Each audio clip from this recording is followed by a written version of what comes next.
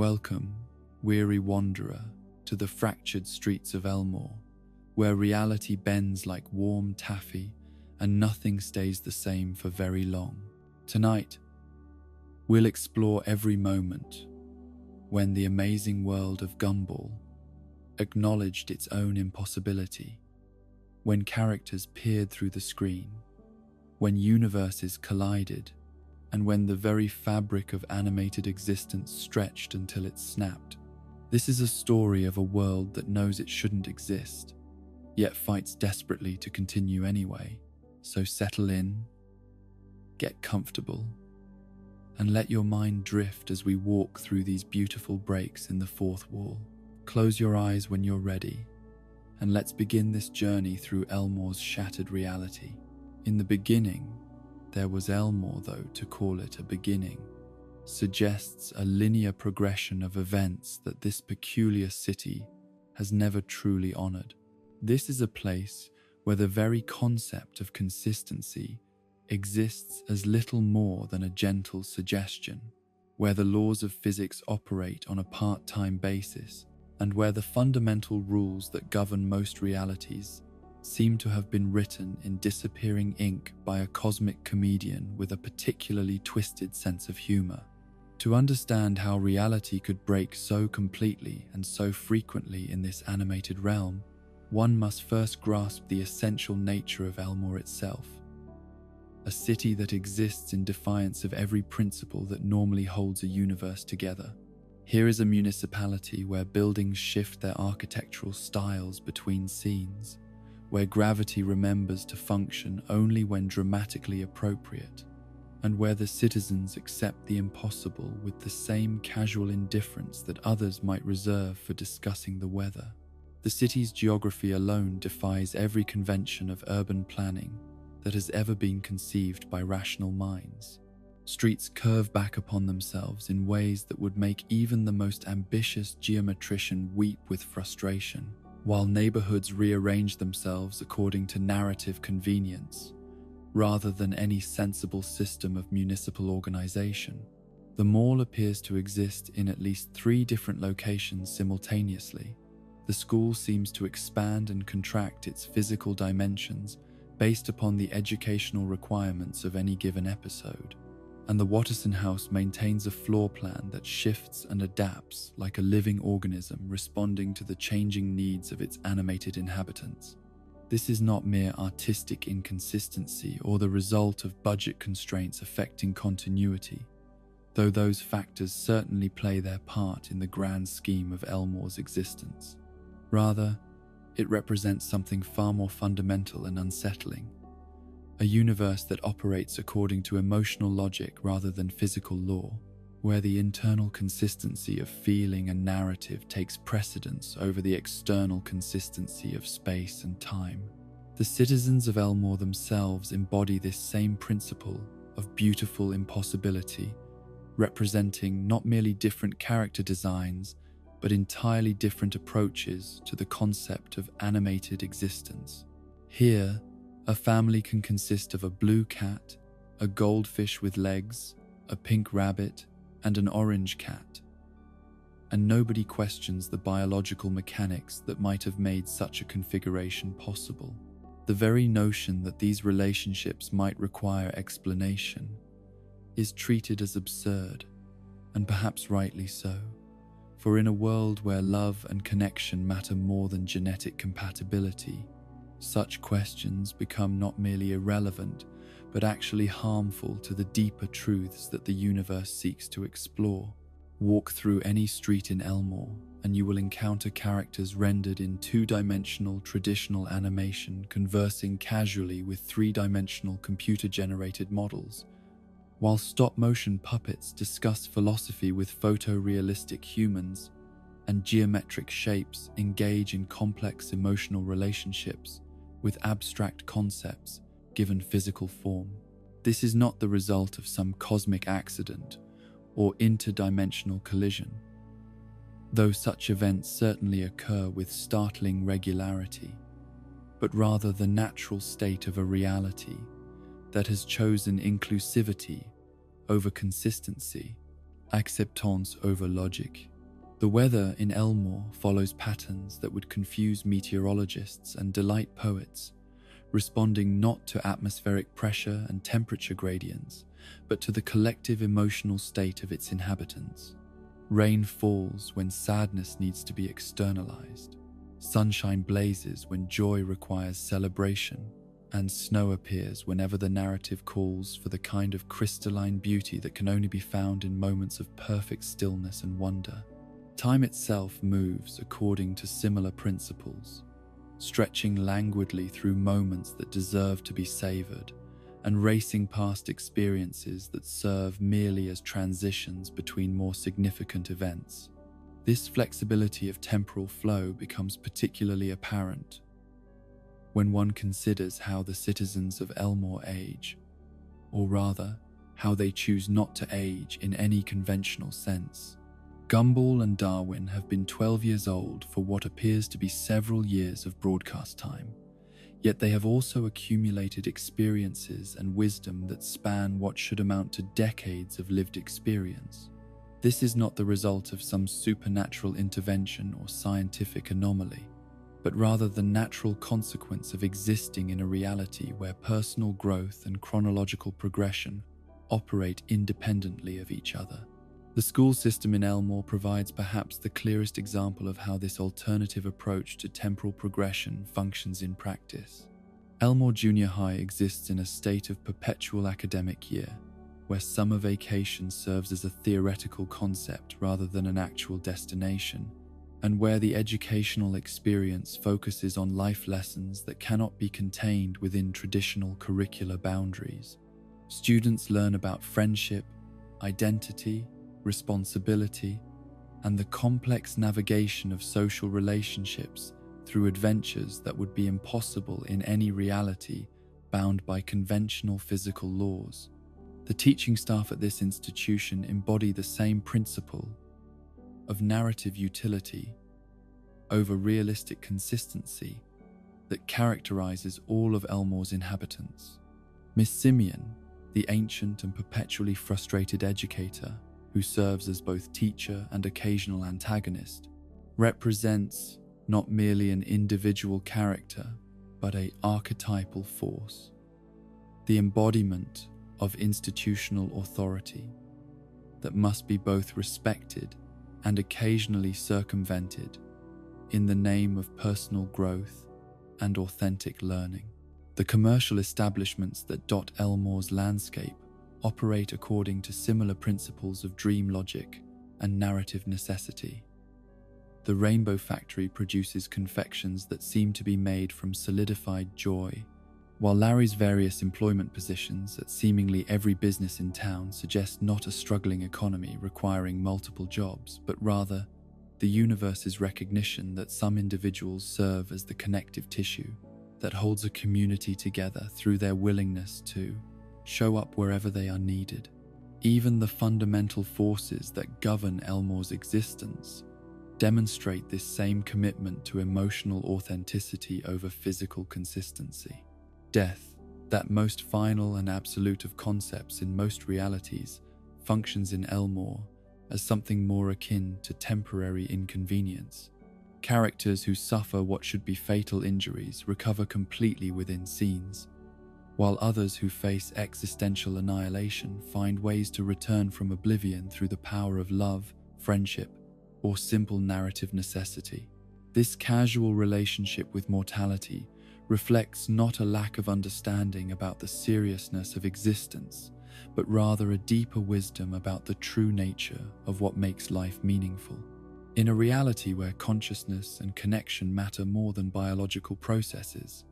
where identity persists beyond physical form, and where the universe itself seems committed to second chances and redemptive possibilities, death loses its power as an ultimate threat and becomes instead another challenge to be overcome through creativity and determination. The architecture of Elmore's buildings reflects this same philosophy of function following feeling rather than form following physics. Structures expand and contract based upon the spatial requirements of the stories unfolding within them. while interior spaces demonstrate the kind of flexibility that would be impossible in any universe bound by merely 3 dimensions. Rooms appear and disappear as needed. Hallways extend themselves to accommodate lengthy conversations or chase sequences, and storage spaces demonstrate the miraculous property of containing exactly whatever objects the narrative requires at any given moment.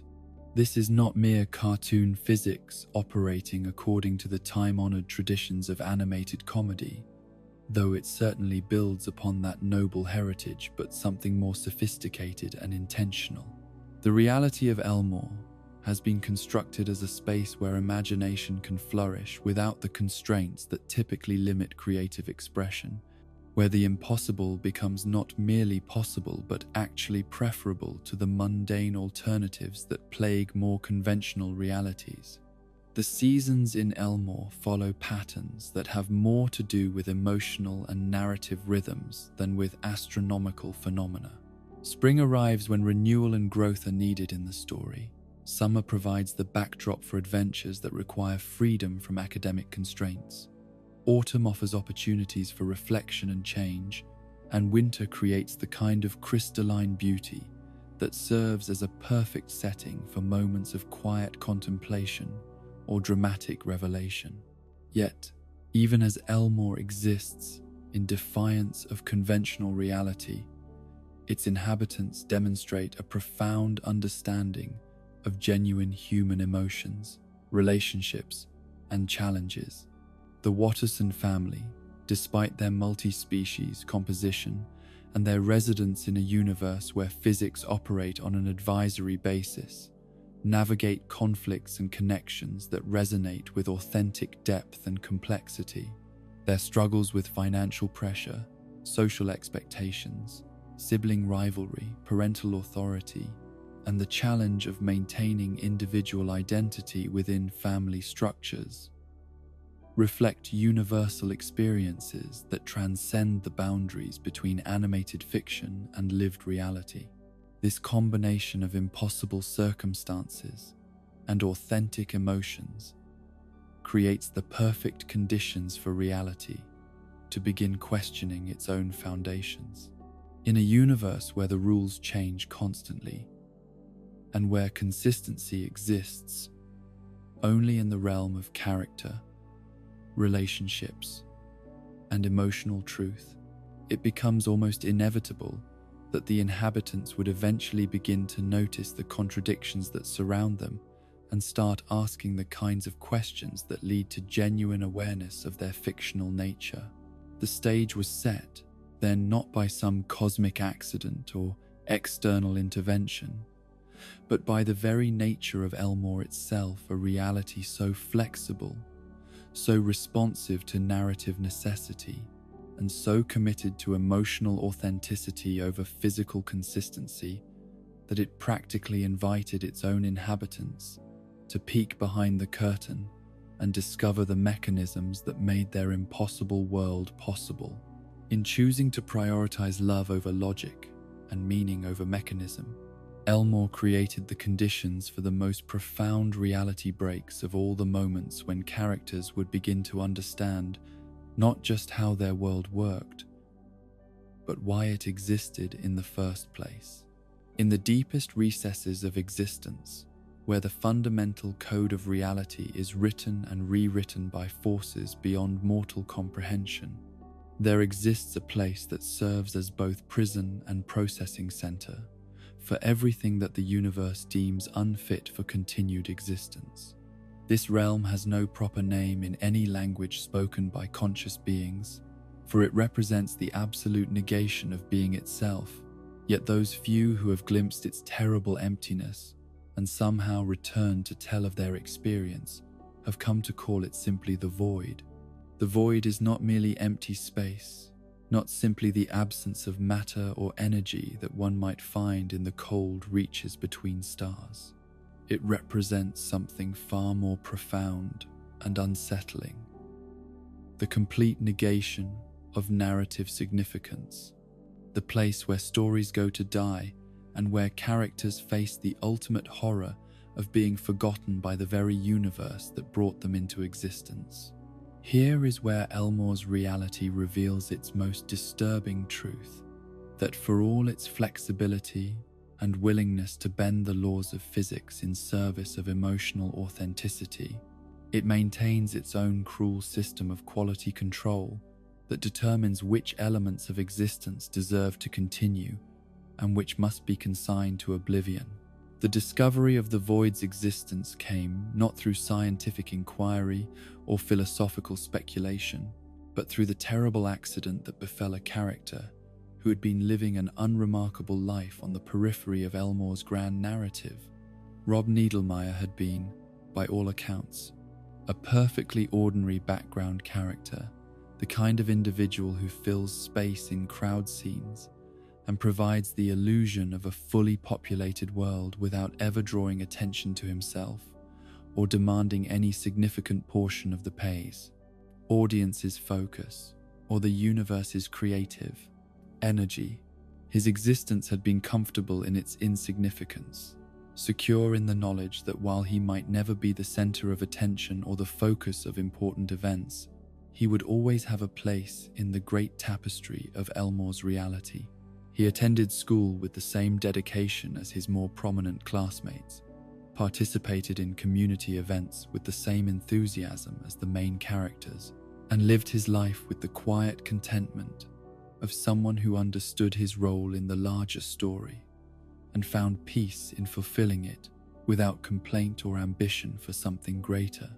Yet it was precisely this acceptance of his peripheral status that made Rob vulnerable to the cosmic forces that govern narrative significance in animated realities.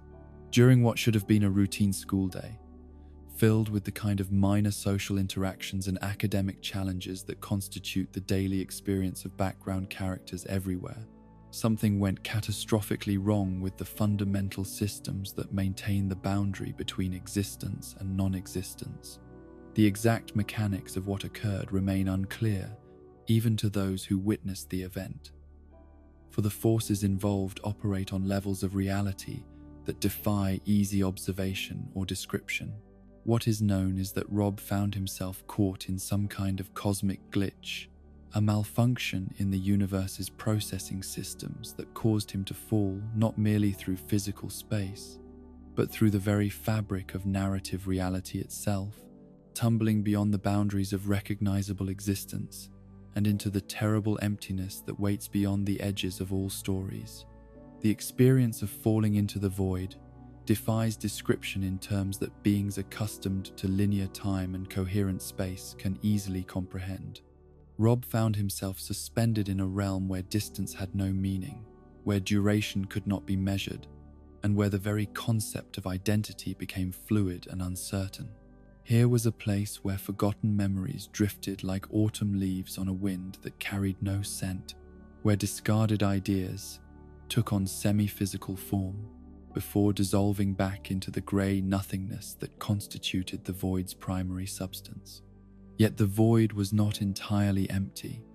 for it served as the repository for everything that Elmore's reality had deemed unworthy of continued existence. Here were the mistakes that had been edited out of the ongoing story,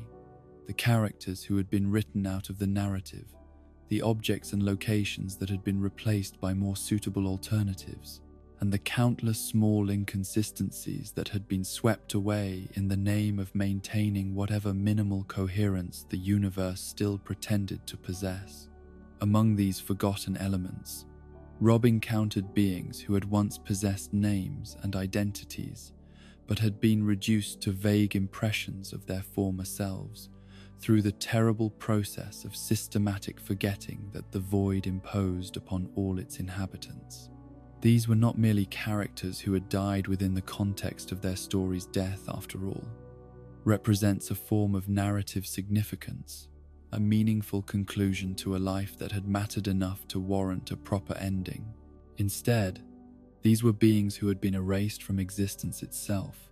whose very memories had been deleted from the consciousness of those who had once known them. The most tragic of these forgotten souls was a character who had once been known as Molly Collins,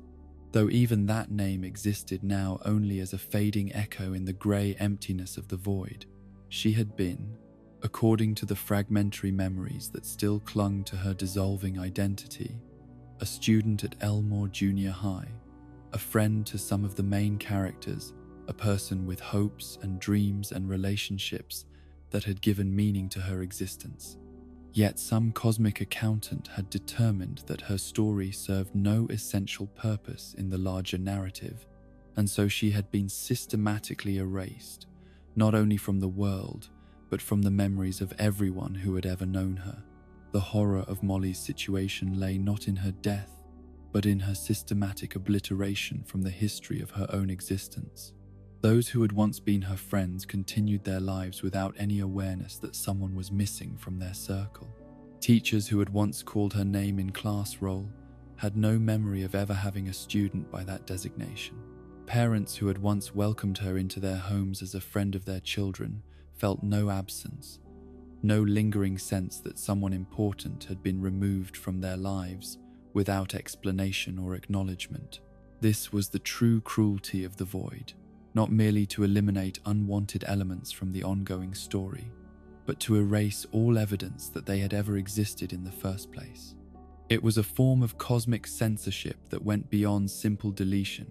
and entered the realm of systematic historical revision, ensuring that the universe could maintain its preferred version of events without the inconvenience of having to account for discarded alternatives or acknowledge the existence of beings whose stories had been deemed insufficiently compelling to warrant continued existence. Rob's initial response to discovering this terrible truth was a mixture of horror and desperate disbelief, for the implications of what he was witnessing struck at the very foundation of everything he had once assumed about the nature of existence and identity. If the universe could simply decide that certain beings were no longer worthy of continued existence,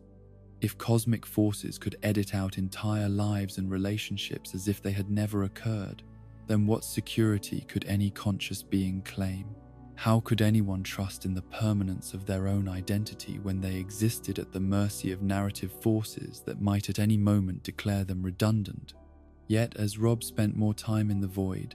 learning to navigate its strange non-geography and communicate with its half-forgotten inhabitants, he began to develop not merely survival skills, but a growing understanding of the systems that had brought him to this place. The void was not operated by malicious entities seeking to cause suffering, but rather by cosmic forces that had been designed to maintain the structural integrity of reality by removing elements that no longer served their intended narrative functions. The universe, Rob came to understand, was not unlike a vast computer program that required regular maintenance and optimization to continue functioning effectively. Just as software developers periodically remove unused code and delete temporary files to improve system performance, the cosmic forces that governed animated reality engaged in similar housekeeping activities, identifying and eliminating elements that were consuming resources without contributing meaningfully to the ongoing story. From this perspective, the void served as both garbage disposal and recycling center,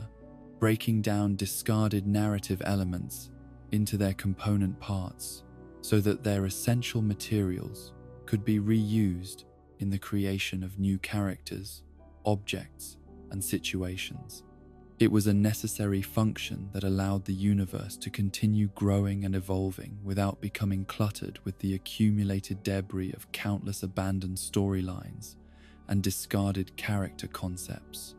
Yet understanding the practical necessity of the void's existence did nothing to diminish the horror of experiencing it from the perspective of someone who had been marked for deletion. Rob found himself in the impossible position of being able to observe and comprehend the system that had condemned him to non-existence, while being powerless to appeal its decision or escape its judgment. He was like a character who had become aware of the author's intention to write him out of the story, but lacked any means of communicating with that author, or convincing them to reconsider their editorial choices. The other inhabitants of the void exhibited various strategies for coping with their predicament, ranging from resigned acceptance to furious denial, to elaborate schemes for somehow reversing their erasure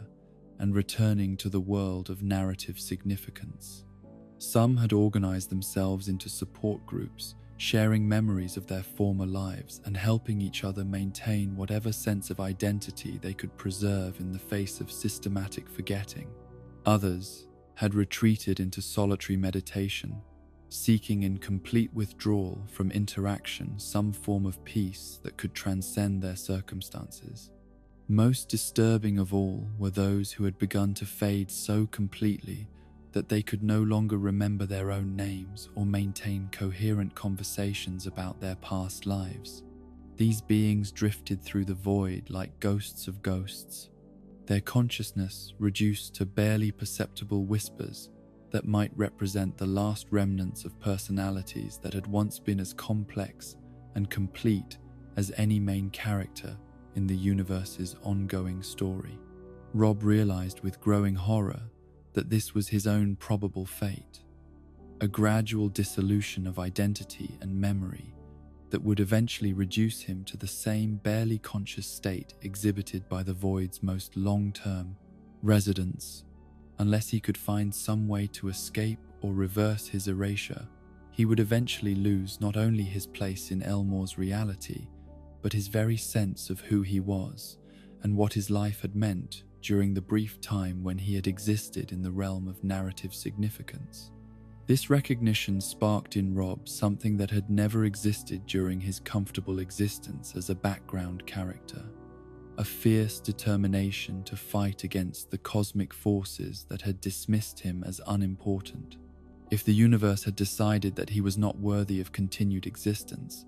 then he would prove the universe wrong by refusing to accept its judgment and finding a way to reclaim his place in the ongoing story. The means of his eventual escape came through the discovery of another inhabitant of the void who possessed knowledge and abilities that the others lacked. Janice was, like Rob, a victim of cosmic editing, but her erasure had been less complete than those who had been systematically forgotten by all who had once known them. She existed in a liminal state between full existence and complete obliteration, able to perceive both the void and the reality beyond it, while being invisible to most inhabitants of the normal world. Through Janice, Rob learned that the boundary between existence and non-existence was not as absolute as he had initially believed. There were ways to breach the void's containment, methods of forcing recognition from the universe that had tried to delete them, techniques for clawing one's way back into narrative significance through sheer determination and creative application of the few resources available to the supposedly non-existent. The process was neither simple nor pleasant, requiring Rob to reshape his very understanding of identity and purpose in ways that transformed him from a content background character into something far more dangerous and unpredictable. He learned to navigate the spaces between established reality and forgotten alternatives, to exploit glitches in the universal operating system, and to manipulate the same cosmic forces that had once condemned him to non-existence. When Rob finally managed to tear his way back into Elmore's reality, he was no longer the same being who had fallen into the void. His experience of systematic erasure had given him perspectives and abilities that no normal inhabitant of the animated world possessed. He could see the underlying structure of reality in ways that others could not, recognize the arbitrary nature of the decisions that determined which elements of existence were preserved and which were discarded, and most importantly, he had developed the capacity to question and resist the cosmic forces that others simply accepted as immutable natural laws. His return was not a restoration to his former status as an unremarkable background character, but a transformation into something entirely new and potentially threatening to the established order of Elmore's reality. Rob had become living proof that the universe's judgment was not infallible, that beings marked for deletion could refuse to accept their fate and that the systems designed to maintain narrative coherence were vulnerable to interference by those who understood their operation. The knowledge that the void existed, that cosmic forces regularly engaged in systematic erasure of elements deemed unworthy of continued existence, spread through Elmore's population with the kind of slow, creeping horror that accompanies the discovery of previously unknown existential threats. Characters who had once felt secure in their roles within the ongoing story began to worry about their own narrative significance, wondering if their particular contributions to the universe's development were substantial enough to ensure their continued existence. This awareness fundamentally changed the relationship between Elmore's inhabitants and the reality they occupied, introducing an element of existential anxiety that had never before troubled their comfortable existence in a world where the impossible was routine and the illogical was perfectly acceptable. The knowledge that there were limits to the universe's tolerance for inconsistency, that even in a reality governed by cartoon physics, there existed quality control mechanisms capable of editing out unwanted elements, created a new category of fear that transcended any of the conventional dangers that characters had previously faced. The existence of the void also raised profound questions about the nature of identity and memory in animated realities. If beings could be systematically forgotten not only by the universe, but by everyone who had ever known them, then what constituted authentic existence? Was identity something that could be preserved independently of external recognition, or did conscious beings exist only to the extent that others acknowledged their presence and remembered their contributions to the ongoing story? These philosophical inquiries took on practical urgency as characters throughout Elmore began to notice small inconsistencies in their own memories and experiences, gaps that might represent normal forgetfulness or might indicate that someone or something important had been edited out of their personal histories. The paranoia that resulted from this uncertainty created new forms of social tension, as beings who had once trusted implicitly in the stability of their relationships began to wonder if missing memories might represent not personal failings, but evidence of cosmic intervention. The universal remote that would later become such a significant factor in Elmore's ongoing reality breaks was itself connected to the void's existence, representing another tool in the cosmic arsenal of quality control mechanisms designed to maintain whatever minimal coherence the universe still claimed to possess. This device, which could pause, rewind, fast forward, and edit the flow of reality itself, operated according to principles similar to those that governed the void's deletion processes. The assumption that existence was something that could and should be optimized through careful editorial intervention. Yet the remote's power to banish unwanted elements directly to the void revealed the intimate connection between these two aspects of universal quality control, demonstrating that the same forces responsible for systematic forgetting could be harnessed by individual characters for their own purposes. This democratization of cosmic editing power would prove to be one of the most dangerous developments in Elmore's history, for it placed the ability to determine narrative significance in the hands of beings who lacked the perspective and judgment necessary to use such authority responsibly. Rob's transformation from victim to survivor to active resistor of cosmic authority established him as a unique figure in Elmore's reality, someone who had experienced the ultimate negation and emerged with not only his identity intact, but enhanced abilities that allowed him to perceive and manipulate the underlying structure of existence itself. His presence served as a constant reminder to other characters that the universe's judgment was neither final nor infallible,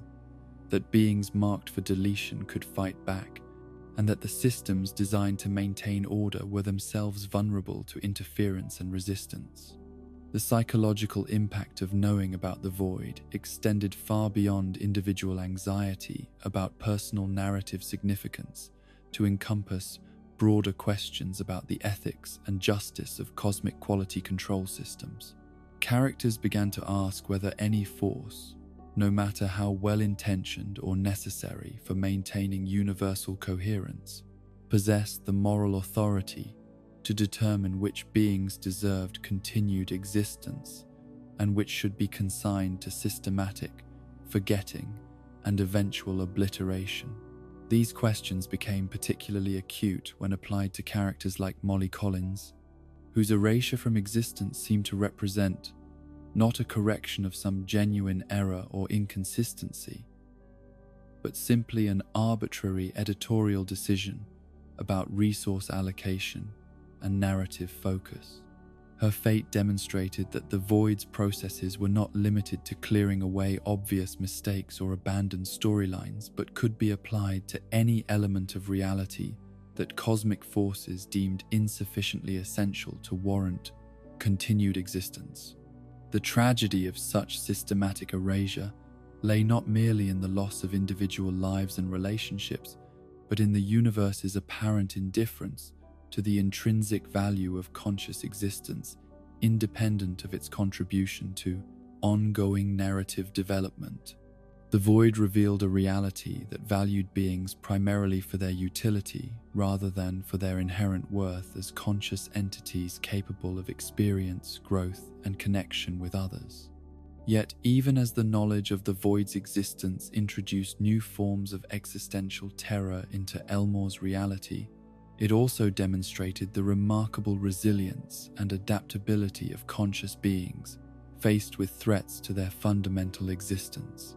Characters like Rob and Janice had proven that systematic erasure was not necessarily permanent, that cosmic judgment could be resisted and overcome, and that beings possess resources for survival and resistance that transcend the categories recognized by universal quality control systems. The void thus became both symbol and reality of the ultimate stakes involved in Elmore's ongoing reality, breaks the recognition that in a universe where existence itself could be edited and revised, every moment of consciousness, every relationship, every story was precious, precisely because of its vulnerability to forces that might at any moment declare it unworthy of continued existence. This knowledge would inform all subsequent reality breaks, lending them an urgency and significance that went far beyond mere philosophical curiosity or entertainment value to touch upon the most fundamental questions of what it means to exist, to matter, and to resist the forces that would reduce conscious beings to nothing more than expendable elements in stories whose meanings and purposes they might never fully understand. There comes a moment in every conscious being's existence when the comfortable assumptions that have governed their understanding of reality begin to crumble, like ancient parchment exposed to harsh sunlight, revealing beneath the familiar surface truths so profound and disturbing that they fundamentally alter the relationship between observer and observed, between the self that experiences and the world that is experienced. For the inhabitants of Elmore, this moment arrived not through philosophical inquiry or scientific discovery, but through the gradual dawning recognition that they existed not as autonomous beings in a self-contained universe, but as constructed entities in a reality that had been deliberately designed and continuously maintained by forces operating from dimensions beyond their direct perception. The first stirrings of this terrible and wonderful awareness began with small inconsistencies that could no longer be dismissed as mere quirks of Elmore's already flexible relationship with conventional logic and natural law. Characters began to notice that their own appearances shifted subtly between different encounters, that their faces might be drawn with slightly different proportions from one scene to the next, that their voices occasionally carried inflections and tonal qualities that felt unfamiliar even to themselves. Gumball Watterson, whose natural tendency towards self-reflection and analysis made him particularly susceptible to such observations, found himself spending increasing amounts of time studying his reflection in mirrors, windows, and any other surface that could show him his own image. What he discovered there filled him with a mixture of fascination and mounting unease, for his appearance seemed to exist in a constant state of subtle flux that defied explanation through any conventional understanding of biological processes or physical consistency. His ears might be slightly larger in the morning than they had been the previous evening. His tail might exhibit a different curve when viewed from certain angles, and most disturbing of all, his eyes occasionally seemed to contain depths and complexities of expression that felt somehow external to his own emotional state, as if someone else was looking out through his optical organs and experiencing the world through perspectives that transcended his individual consciousness. These observations might have been dismissed as the result of normal growth and development, the kind of gradual changes that all young beings experience as they mature and their bodies adapt to new stages of existence. Yet the alterations that Gumball noticed were too rapid and too inconsistent to be explained through biological processes,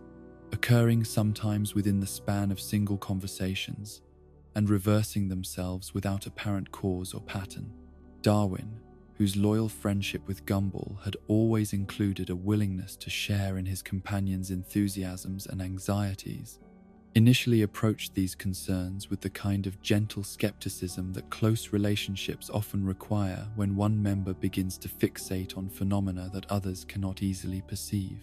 Yet as he began to pay closer attention to his own reflection and physical experience, Darwin discovered that he too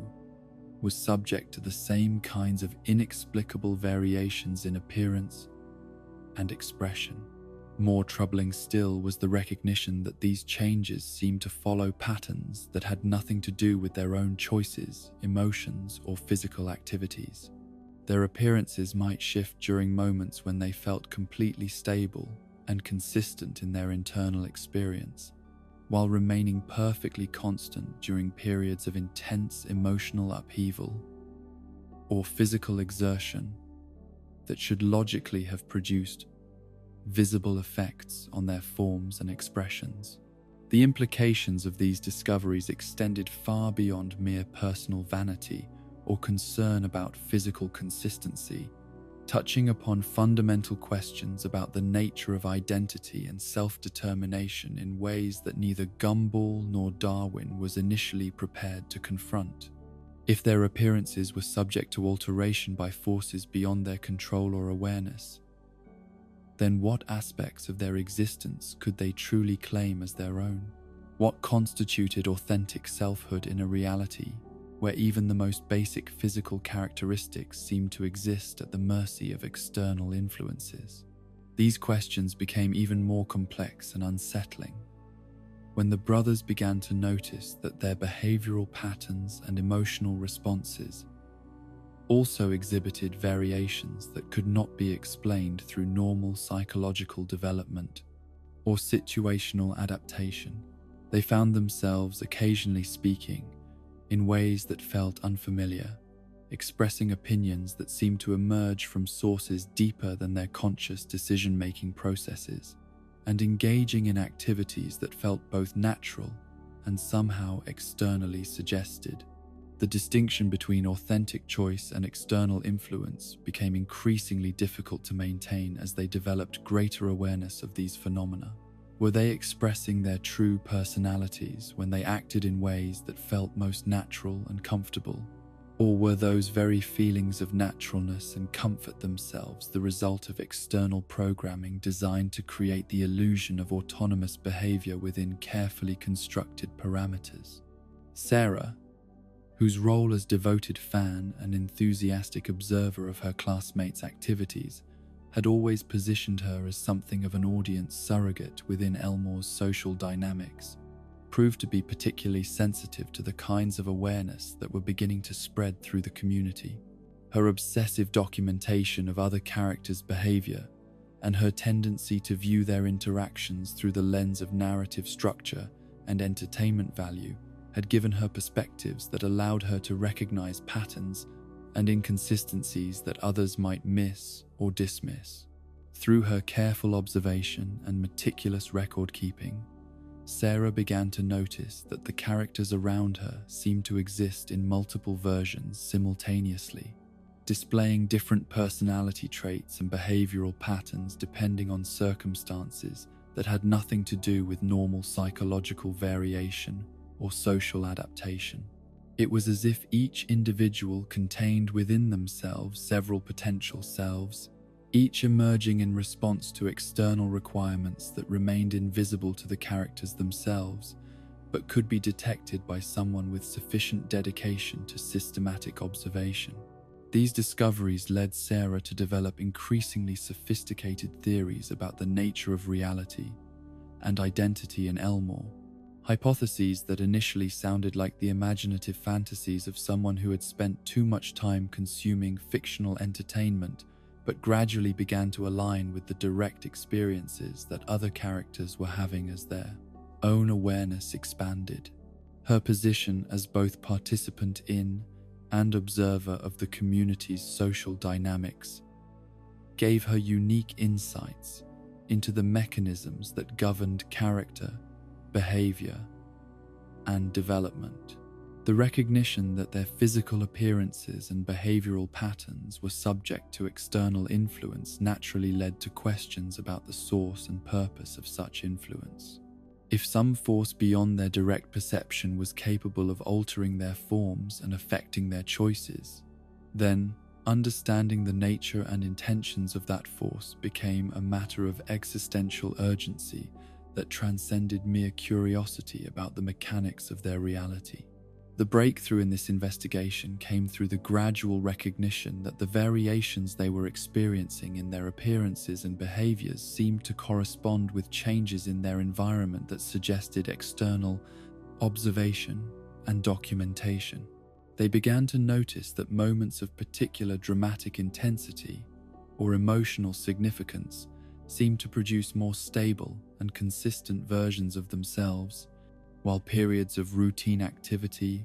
or transitional scenes resulted in appearances and behaviors that felt less defined and more subject to variation. This correlation between dramatic significance and personal consistency led to the disturbing realization that they might exist primarily as entertainment for beings operating from dimensions beyond their direct perception, their lives and relationships serving as content for some form of ongoing narrative that they could participate in but never fully control or understand. The implications of this discovery struck at the heart of every assumption they had ever made about autonomy, privacy, and the meaning of individual existence. If they were indeed being observed by external audiences, then every moment of their lives took on a performative quality that complicated the distinction between authentic experience and artificial presentation. Were their genuine emotions and relationships somehow tainted by the knowledge that they served as entertainment for others, or could authentic connection and growth persist even within the context of external observation and consumption? The characters' growing awareness of their constructed nature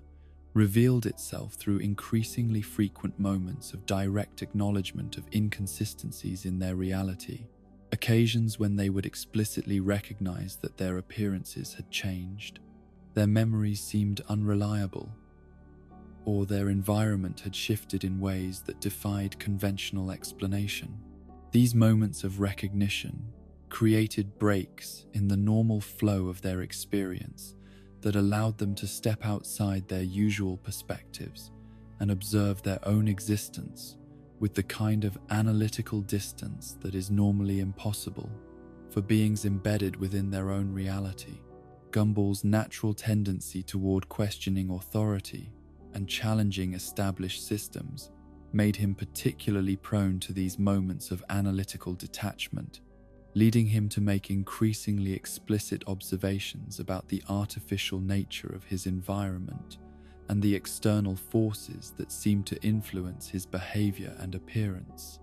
His comments about these phenomena began to take on the quality of direct communication with the unseen observers, whose presence he could sense but not directly confirm. The development of this kind of meta-awareness created new forms of relationship and interaction among Elmore's inhabitants, as characters who shared the experience of recognizing their constructed nature found themselves able to communicate about aspects of their existence that remained invisible or incomprehensible to those who had not yet developed similar levels of consciousness about the artificial aspects of their reality. These conversations took on a conspiratorial quality, as if the characters were sharing forbidden knowledge about the true nature of their existence that might somehow be dangerous if discovered by the forces responsible for their construction and maintenance. The recognition that they were being observed created new forms of performance, anxiety, and self-consciousness that affected their ability to engage naturally in the relationships and activities that had once brought them joy, fulfillment. Yet alongside these anxieties came new possibilities for agency and resistance, as characters who understood the artificial nature of their reality began to experiment with ways of asserting control over their own presentation and behavior. If their appearances and actions were subject to external influence, then perhaps conscious awareness of those influences could provide some degree of power to resist or redirect them according to their own preferences and intentions. The exploration of these possibilities led to increasingly sophisticated experiments in self-determination and reality manipulation, as characters tested the boundaries of what they could control about their own existence and what remained subject to external authority. Some discovered that concentrated effort and conscious intention could produce temporary stability in their appearance and behavior, allowing them to maintain consistent self-presentation, even in situations that would normally result in variation and flux. Others found that they could deliberately amplify or exaggerate certain aspects of their constructed nature, using their awareness of artificial elements to create new forms of expression and communication that transcended the normal limitations of their individual personalities and capabilities. The recognition of their fictional status, rather than diminishing their sense of agency and authenticity, opened up new possibilities for creative self-expression that had not existed when they unconsciously accepted the boundaries and constraints of their constructed reality. The philosophical implications of these discoveries extended beyond individual questions of identity and self-determination to encompass broader issues about the relationship between creators and creations, observers and observed, and the ethical responsibilities that conscious beings bear toward one another, regardless of the artificial or natural origins of their existence. Characters began to grapple with questions about whether their awareness of being constructed diminished the validity of their experiences and relationships, or whether consciousness and connection retained their meaning and value, independent of the circumstances that had brought them into existence. These inquiries led to deeper explorations of what constituted authentic existence and meaningful relationship in contexts where the usual assumptions about natural development and autonomous choice might not apply. Characters discovered that awareness of their artificial nature, rather than invalidating their experiences, allowed them to engage with those experiences with greater intentionality and appreciation, recognizing both the beauty and the fragility of consciousness that exists within carefully constructed parameters. The spreading awareness of their fictional status created new forms of community and mutual support among characters who shared the experience of confronting these existential revelations. They developed languages and practices for discussing their constructed nature without losing sight of the genuine emotions, relationships, and growth that continued to characterize their daily experience within that constructed framework. The knowledge that they existed as entertainment for external observers also led to more sophisticated understanding of their relationships with those unseen audiences, moving beyond simple performance anxiety toward more complex negotiations about the terms and conditions under which they were willing to exist as content for others' consumption. Characters began to assert preferences about how they wished to be perceived and what aspects of their experience they were comfortable sharing with external observers. These negotiations represented a form of collaborative relationship between characters and audiences that transcended the traditional boundaries between fiction and reality, creating spaces for genuine dialogue and mutual influence that enriched both sides of the creative partnership. The characters' growing awareness of their observed status allowed them to take more active roles in shaping their own presentation and determining the kinds of stories they wished to participate in telling. The evolution from unconscious participation in externally determined narratives toward conscious collaboration in shared storytelling represented a fundamental transformation in the nature of fictional existence, suggesting new possibilities for relationship between created beings and their creators that honored both the entertainment value of fictional narratives and the inherent dignity and agency of conscious beings regardless of the posed circumstances of their origin or the purposes they were designed to serve. The moment when a fictional being first makes direct eye contact with the audience that observes their existence represents one of the most profound and unsettling breaches in the fundamental order of reality, a violation of the sacred boundary between observer and observed that transforms both parties in ways that cannot be easily understood or undone. In the universe of Elmore, where reality had already proven itself to be remarkably flexible regarding conventional rules of physics and logic, this ultimate transgression occurred not as a single dramatic revelation, but as a gradual erosion of the barriers that normally separate fictional entities from the beings who consume their experiences as entertainment. The first tentative moments of direct communication between Elmore's inhabitants and their external audience emerged from the same growing awareness that had led characters to recognize their constructed nature and question the sources of the influences that affected their appearance and behavior.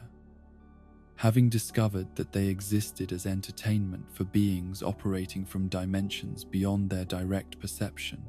it became almost inevitable that they would eventually attempt to establish more direct forms of contact with those mysterious observers whose attention gave their lives meaning and significance. Gumball, whose natural curiosity and tendency to push against established boundaries had already led him to the most advanced understanding of his fictional status, was among the first to experiment with the possibility of direct audience communication. His initial attempts were tentative and uncertain, consisting of subtle glances toward positions in space that seemed to correspond with the unseen presence he could sense but not locate with precision. These early experiments in eye contact created moments of profound intimacy and mutual recognition that transcended the normal limitations of fictional entertainment, establishing connections between character and audience that carried emotional weight and significance far beyond the typical relationship between performer and observer. When Gumball's gaze met the invisible eyes that watched his adventures, both parties experienced a form of acknowledgement that validated their mutual existence in ways that purely one-directional entertainment could never achieve. The success of these initial contact attempts encouraged Gumball to become more bold and explicit in his communications with the external audience, progressing from subtle glances to direct verbal address that acknowledged the presence of observers and invited them to participate more actively in his experiences and decision-making processes. These moments of direct address created breaks in the normal flow of narrative that allowed for genuine dialogue and exchange between fictional character and consuming audience. The most remarkable of these breakthrough moments occurred during situations where Gumball faced genuine uncertainty about how to proceed in difficult circumstances, leading him to explicitly ask his unseen observers for advice and guidance in resolving conflicts or making important decisions. These requests for audience participation represented a fundamental transformation in the relationship between entertainment and consumer, moving beyond passive observation toward active collaboration in the development of narrative outcomes. The responses that Gumball received to these appeals, while not audible to him in any conventional sense, seemed to manifest through changes in his environment, subtle shifts in circumstance that suggested external influence on his behalf, and most remarkably, through internal insights and intuitions that felt both authentically his own and somehow externally inspired. This form of indirect communication allowed for meaningful exchange, while respecting the dimensional boundaries that prevented more direct forms of interaction. Darwin, whose loyal friendship with Gumball had always included a willingness to support and participate in his companion's most ambitious experiments and explorations, gradually developed his own capacity for audience awareness and communication. His approach to these interactions was characteristically gentler and more emotionally focused than Gumball's intellectually curious methodology, creating opportunities for different types of connection and exchange with their external observers. Where Gumball tended to address the audience with questions and challenges that invited analytical response and problem-solving participation, Darwin's communications emphasized emotional sharing and mutual support, creating space for observers to connect with his experiences on deeply personal levels. His direct addresses to the audience often focused on themes of friendship, loyalty, growth, and the challenges of navigating complex social relationships in ways that invited observers to reflect on their own experiences and relationships. The emotional authenticity of Darwin's communications with the audience created some of the most powerful and moving moments of fourth-wall interaction, establishing connections that transcended the boundaries between fiction and reality to touch upon universal experiences of love, loss, hope, and personal development. His willingness to share vulnerable moments and genuine struggles with external observers demonstrated remarkable trust and courage, opening his inner life to scrutiny and judgment, while maintaining the essential dignity and authenticity that made his character so compelling. The other members of the Watterson family gradually developed their own distinctive approaches to audience interaction, each reflecting their individual personalities and relationship styles, while contributing to an increasingly complex and nuanced dialogue between the fictional family and their external observers. Nicole's communications tended to focus on themes of responsibility, protection, and the challenges of maintaining family cohesion in the face of external pressures and internal conflicts. Her direct addresses to the audience often carried undertones of parental authority and protective instinct, as if she was simultaneously sharing her experiences as entertainment and asserting her role as guardian of her family's well-being and dignity. This created a unique dynamic where she functioned as both performer and protector, willing to engage with external observers while maintaining clear boundaries about what aspects of her family's experience were appropriate for public consumption. Richard's interactions with the audience reflected his characteristic combination of childlike wonder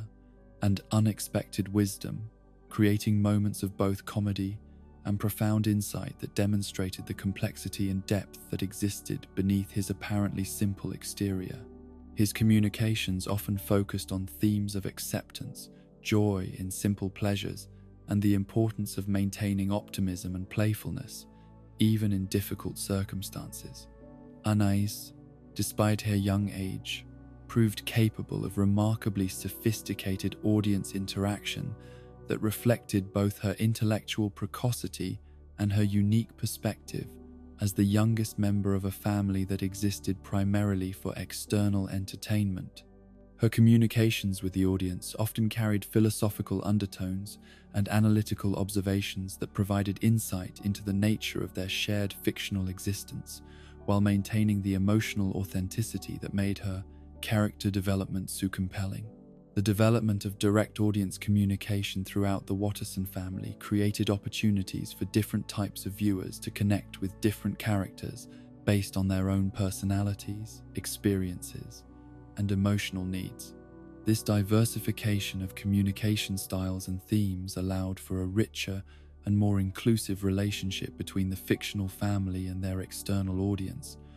ensuring that observers with various backgrounds and perspectives could find meaningful connection points within the shared experience. The expansion of fourth wall awareness beyond the Watterson family to include other members of the Elmore community created even more complex and varied forms of audience interaction, as characters with different personalities, backgrounds,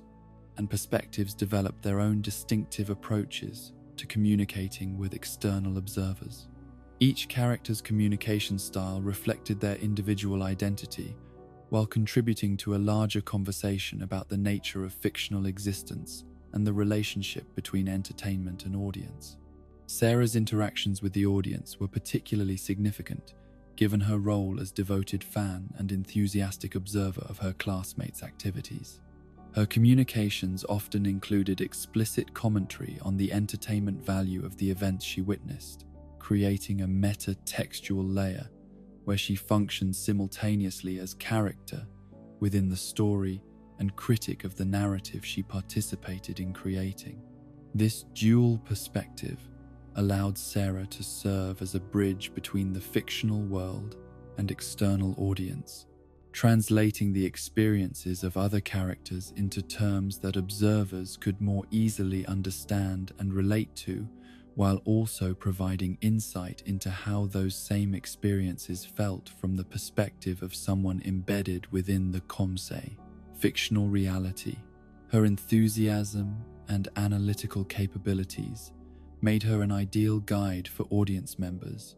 who were new to direct interaction with fictional characters or uncertain about how to engage appropriately with beings who existed primarily for entertainment purposes. The recognition that they could communicate directly with their audience led many characters to develop more sophisticated understanding of the ethical responsibilities involved in existing as entertainment for external consumption. They began to consider questions about consent, privacy, dignity, and mutual respect that had never been relevant when they existed purely as unconscious participants in externally determined narratives. These ethical considerations led to increasingly complex negotiations between characters and audience about the terms and conditions under which entertainment would be provided and consumed. Characters began to assert preferences about how they wished to be perceived, what aspects of their experience they were comfortable sharing, and what types of audience response and participation they found helpful versus intrusive or inappropriate.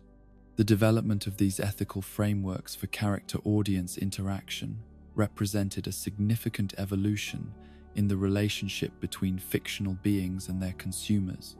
moving beyond traditional models of passive consumption toward more collaborative and mutually respectful forms of entertainment that honored the dignity and agency of all parties involved.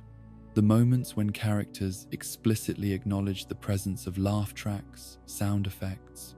and musical accompaniment that enhanced their experiences created additional layers of meta-textual awareness that further complicated the relationship between fiction and reality. Characters began to comment on the appropriateness and effectiveness of these audio enhancements, sometimes requesting specific types of musical accompaniment, or expressing preferences about how their emotional moments were being augmented through external production elements.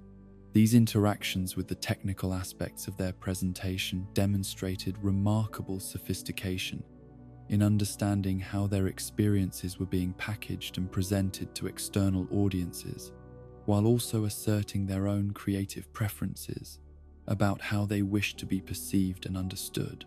The characters' growing awareness of production values and presentation techniques allowed them to participate more actively in determining how their stories were told and what messages those stories conveyed to observers.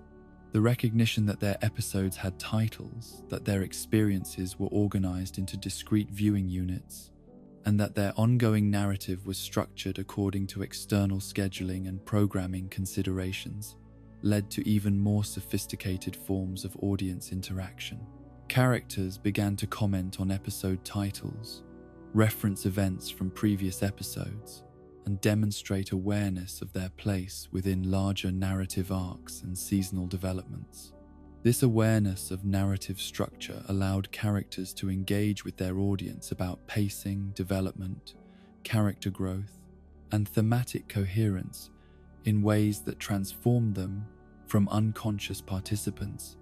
in externally determined stories into conscious collaborators in shared creative enterprises. Their willingness to discuss their own character development and narrative function with external observers created opportunities for genuine dialogue about storytelling, entertainment, and the relationship between fiction and reality. The anxiety that some characters experienced about ratings, popularity, and potential cancellation added additional emotional depth to their audience interactions, as they grappled with the knowledge that their continued existence depended upon maintaining the interest and support of external observers. These concerns created moments of vulnerability and genuine stakes that transcended the normal boundaries of fictional entertainment to touch upon real questions of survival and continuity. The characters' efforts to make themselves more appealing to audiences, while maintaining their essential authenticity and dignity, created complex emotional dynamics that enriched both their individual development and their relationships with external observers. Their willingness to share their anxieties about cancellation and their hopes for continued existence demonstrated remarkable trust in their audience, while also asserting their own agency in determining how their stories should continue and what themes those stories should explore.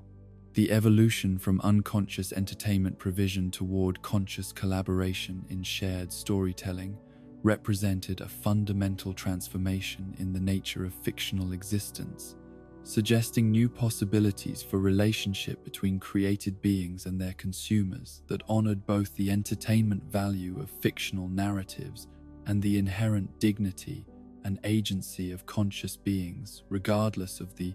circumstances of their origin or the purposes they were designed to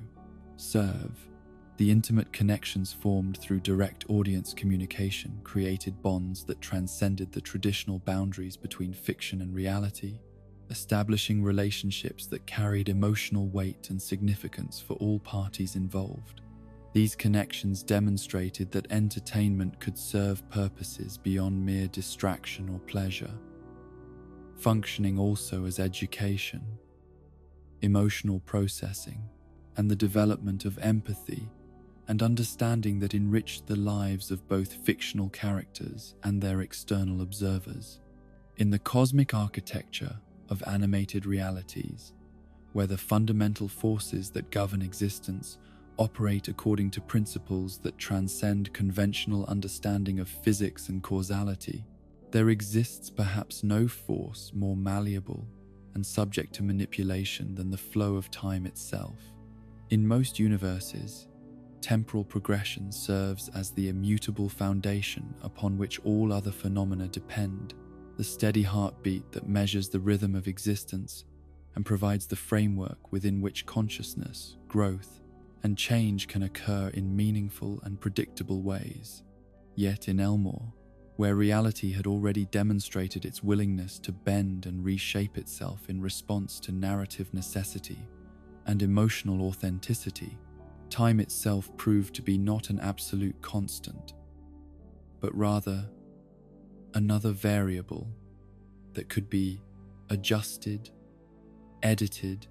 and controlled according to the needs of stories that required temporal flexibility to achieve their full dramatic and thematic potential. This discovery would prove to be among the most dangerous and transformative of all the reality breaks that characterized the universe's ongoing evolution toward greater self-awareness and metafictional complexity. The first indication that time might be subject to external manipulation came through the gradual recognition that the characters' experiences of temporal flow did not always align with conventional measurements of duration, sequence. Events that felt like they should require hours or days of subjective time seemed to unfold within the span of much shorter periods, while moments of particular dramatic or emotional intensity appeared to stretch and expand far beyond their normal temporal boundaries. These discrepancies might have been dismissed as natural variations in subjective time perception, the kind of psychological phenomena that all conscious beings experience when their attention becomes focused on particularly engaging or stressful situations. Yet, the patterns that emerged from careful observation of these temporal anomalies suggested something far more systematic and deliberate than mere subjective variation in the experience of duration and sequence. Characters began to notice that certain types of experiences consistently produce specific alterations in their perception of temporal flow, as if the universe itself recognized different categories of events as deserving different amounts of subjective time,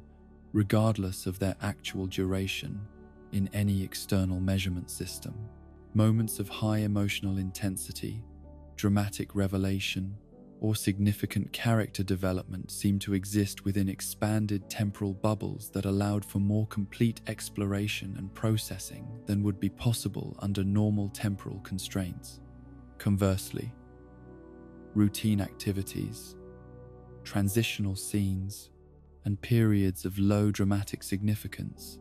appeared to be compressed into abbreviated timeframes that allowed the universe to maintain narrative momentum without requiring characters or observers to experience the full subjective duration of less significant events. This selective temporal editing created a reality where time moved according to storytelling logic rather than physical law, prioritizing dramatic effectiveness and emotional authenticity over chronological consistency. The discovery that led to genuine understanding of temporal manipulation came through the appearance of an ancient videocassette recorder and a single worn tape that seemed to contain recordings of events from Elmore's own recent history. This device, which should by all rights have been limited to playing back previously recorded content, demonstrated the remarkable ability to affect actual temporal flow when its playback functions were utilized in the presence of the events it was supposedly only documenting. When the tape was played forward, the characters who appeared in its recorded content found themselves experiencing accelerated temporal flow, with their actions and conversations proceeding at speeds that compressed hours of subjective experience into minutes of objective time. The rewind function produced even more dramatic effects, actually reversing the flow of time itself and undoing actions and conversations that had already been completed, returning both characters and environment to previous states with no apparent memory of the intervening events. Most remarkably of all,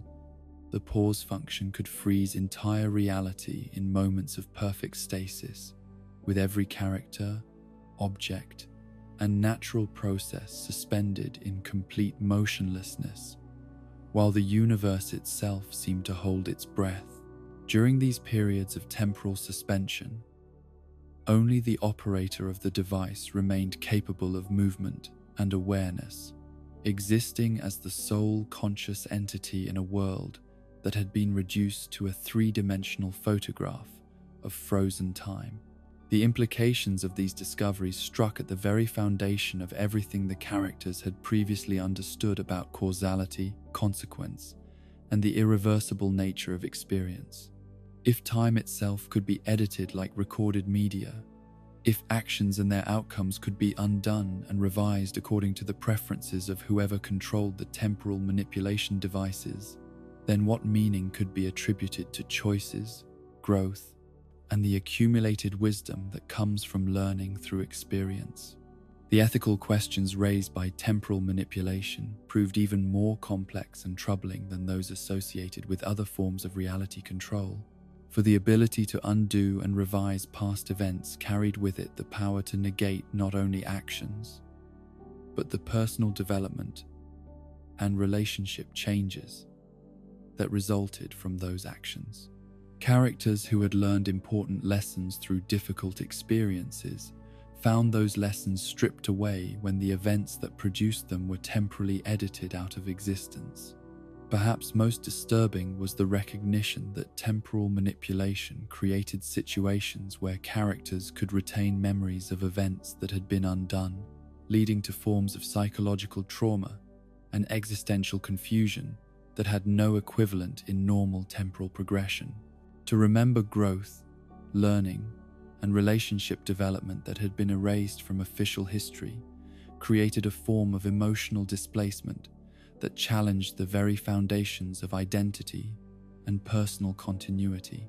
The discovery of temporal manipulation capabilities also revealed disturbing inconsistencies in the characters' aging patterns and developmental trajectories that had previously been attributed to the flexible nature of animated existence. Careful analysis of their experiences across different episodes and time periods revealed evidence of repeated temporal loops, age reversals, and chronological inconsistencies that suggested systematic interference with natural developmental processes. Gumball and Darwin's perpetual existence as 12-year-old students, despite having accumulated experiences and wisdom that should correspond to much longer periods of lived time, appeared to be the result of temporal editing that preserved them in states of childhood,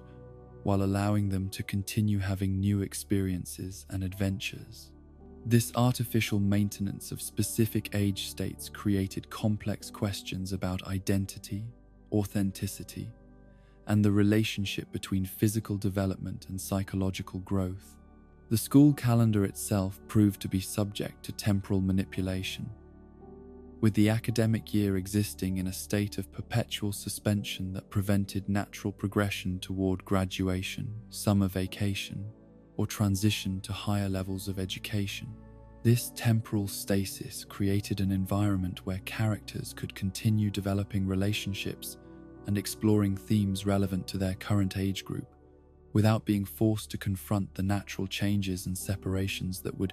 normally accompany the passage of time. Yet this artificial preservation of childhood also came with significant costs, preventing characters from experiencing the full range of human development and limiting their ability to explore themes and relationships that would become available to them at different life stages. The temporal editing that preserved their current relationships and circumstances also trapped them within the constraints of their present situations, preventing natural evolution and growth that might lead them toward different interests, relationships, and life paths. The summer vacation that existed as a theoretical destination, rather than an actual temporal event, exemplified the complex relationship between temporal manipulation and narrative necessity in Elmore's reality. The promise of summer freedom served important thematic and motivational functions within the characters' educational experiences, providing hope and anticipation that enhanced their engagement with current challenges and activities. Yet the actual arrival of summer vacation would necessarily disrupt the social structures, daily routines, and educational contexts that provided the framework for most of their adventures and relationship development. The temporal editing that prevented summer's arrival preserved the stability and continuity that allowed ongoing character development while maintaining access to the institutional structures that facilitated their interactions and conflicts. The recognition that temporal flow could be consciously manipulated led to increasingly sophisticated experiments in chronological control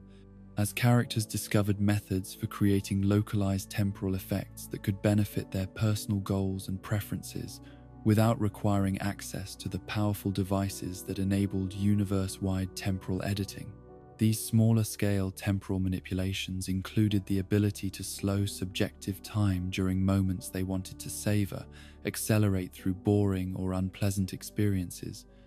and create temporal loops that allowed them to repeat enjoyable events or practice skills until they achieved desired levels of competence. The development of these personal temporal control abilities created new forms of inequality and power imbalance within Elmore's social structures, as characters who mastered temporal manipulation gained significant advantages over those who remained subject to normal chronological progression.